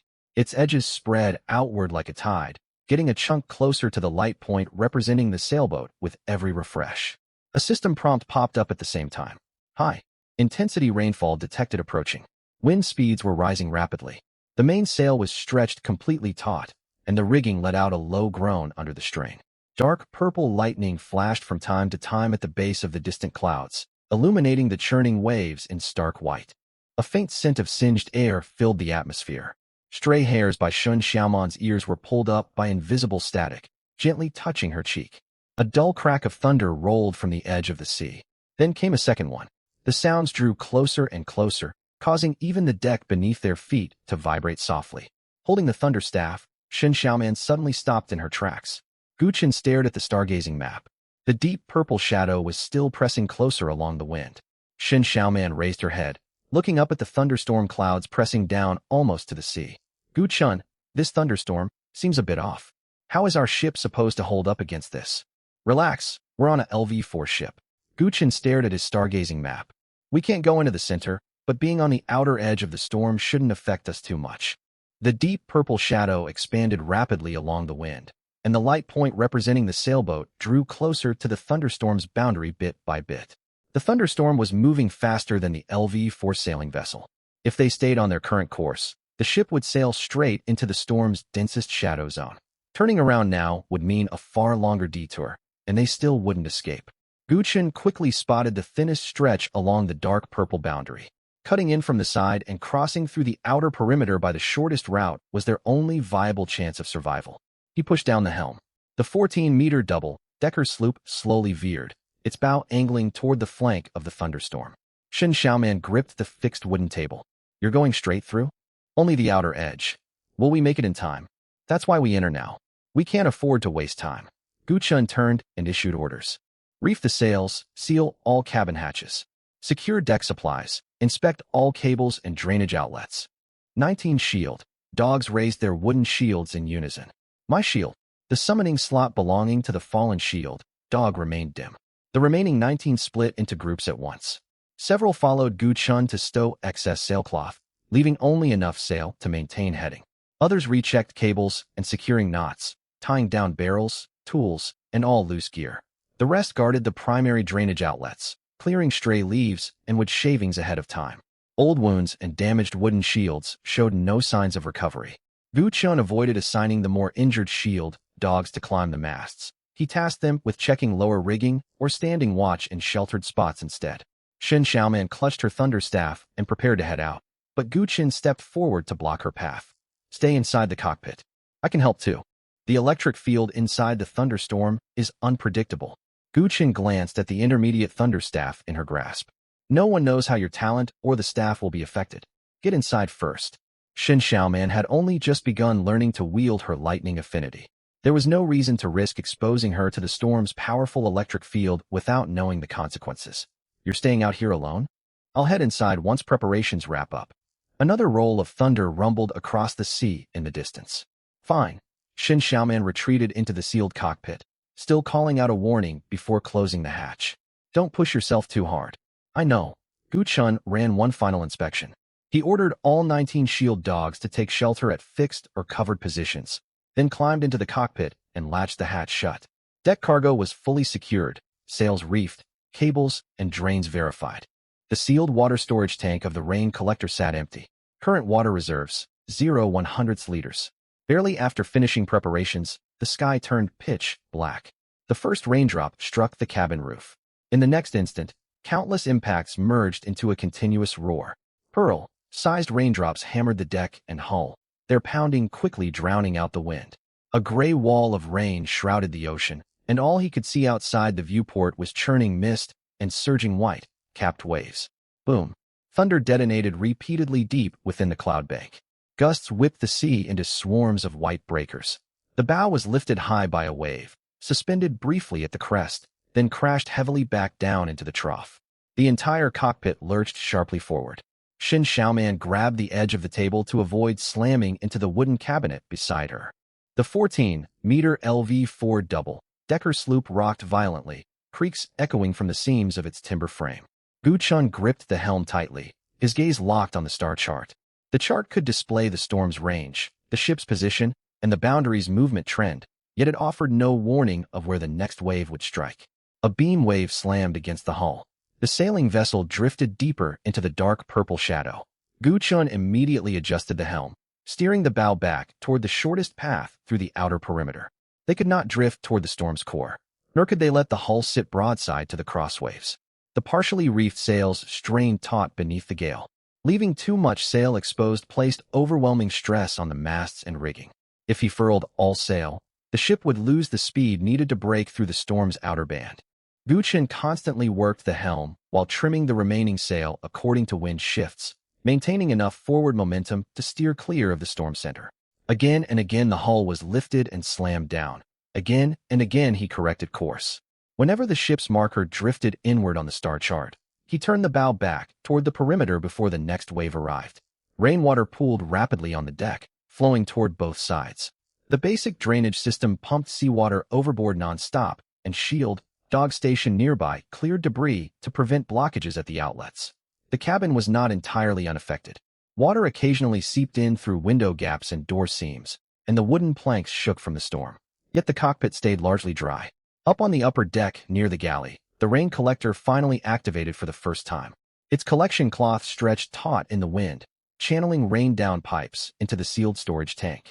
Current water reserves, 21/100 liters.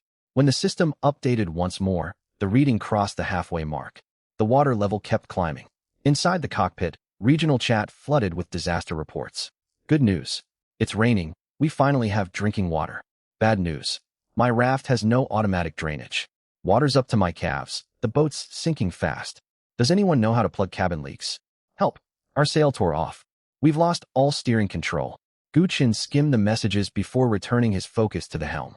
LV-1 wooden rafts lacked enclosed cabins and built-in drainage. LV-2 fishing boats struggled to hold steady in such rough seas. Those regional messages spoke volumes about how vulnerable lower-tier vessels were amid thunderstorms. The system required all teams to upgrade to LV-3 before the end of the 7th day, and it was clearly not just for extra cabin space and storage. Another crosswave crashed into the hull. Shin Xiaoman suddenly clamped a hand over her mouth, color draining rapidly from her face. She leaned back against the helm chair and closed her eyes to steady herself for a long moment. I'm all right. Gu Chun spared her a glance. Seasick. I'm not seasick. Shin Xiaoman opened her eyes instantly. I just didn't sleep well last night. No sooner had she spoken than another wave lifted the boat.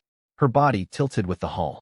As she braced against the armrest, her stomach churned violently, forcing her to shut her eyes again.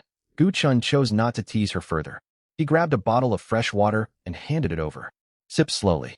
Shin Xiaoman wanted to refuse, but she twisted open the cap and took small mouthfuls anyway. Gu Chun realigned the bow, then freed one hand to loop a securing rope around her waist, tying a loose slipknot for support. The rope did not constrict her body, yet it stopped her from being thrown around by the rolling vessel. I'm not cargo. Cargo doesn't get seasick. I told you it's lack of sleep. Shin Xiaoman kept her eyes closed, her voice lacking its usual sharpness. The hull crashed down hard once more. Gu Chan set an empty bucket by her feet and gently patted her back. This time she did not push him away. She clung tightly to the safety rope and regulated her breathing. Though pale, her replies remained clear. Every time the boat tilted, she shifted her posture to let the rope absorb most of the motion. Once she felt slightly better, she issued a warning. Don't mention this to anyone later. Who would I tell? No one. Not even the shield dogs. They only ever shout one line anyway. Outside the cockpit, one of the shield dogs yelled over the wind and rain. My shield. Shin Xiaoman fell silent for 2 seconds. Still not a word. Very well. Gu Chen stopped teasing her and gripped the helm once more. Thunder, rain, and timber creaks blended together. The marker representing their vessel crept along the edge of the dark purple storm zone. Every time cross waves pushed them toward the core, Gu Chen corrected the heading without delay. His arms grew sore, and his fingers numbed from constant tension. The thickest part of the storm's purple shadow stayed consistently off the ship's stern. They remained in the outer perimeter, never venturing into the storm's heart. Nearly an hour later, the drumming of rain on the cabin roof began to fade. The rain curtain thinned. Outlines of distant sea reappeared beyond the viewport, and thunder rolled backward overhead, reduced to low rumbling echoes. Gu Chen watched several consecutive updates on the star chart. The dark purple boundary now lay behind the ship. We're out. Shin Xiaoman slowly opened her eyes. It's over. We've passed through the outer storm band. Gu Chen untied the safety rope around her waist and pushed open the cockpit hatch. The sea still heaved, but the vessel was no longer repeatedly tossed into wave troughs. Clouds lightened, and gray daylight spilled over the waterlogged deck. All 19 shield dogs were unharmed. They emerged from their sheltered positions, soaked to the bone. My shield. Shin Xiaoman leaned against the hatch frame and stepped out of the cockpit. Her legs still wobbled, and her complexion had not fully recovered. She stared toward the brightening sky and slowly exhaled. We survived. Gu Chen inspected the hull first. Prolonged battering from the waves had slightly reduced structural integrity, leaving stress marks along several timber seams. The core frame, sails, and drainage systems remained functional. Urgent repairs were unnecessary for now. Afterward, the two walked to the upper deck near the galley. Water dripped from the edges of the rain collection cloth, and the sealed storage tank sat heavy and full. Gu Chen opened the module panel. Current water reserves, 100 out of 100 liters. Shin Xiaoman stared at the reading for several seconds, and a faint smile finally touched her pale face. 100 liters? It's completely full. Full. I spent nearly an hour feeling terrible just to get this free 100 liters of water. You could have chosen not to feel unwell. Shin Xiaoman glared at him, yet the glare held little bite, as she still hadn't fully recovered. Gu Chen. Quiet. The storm lingered far behind them. The LV-4 double-decker sloop had sustained only minor damage and could continue sailing. The storage tank that stood empty before entering the thunderstorm now held a full 100 liters of rainwater. For the immediate future, the two no longer needed to worry about freshwater supplies.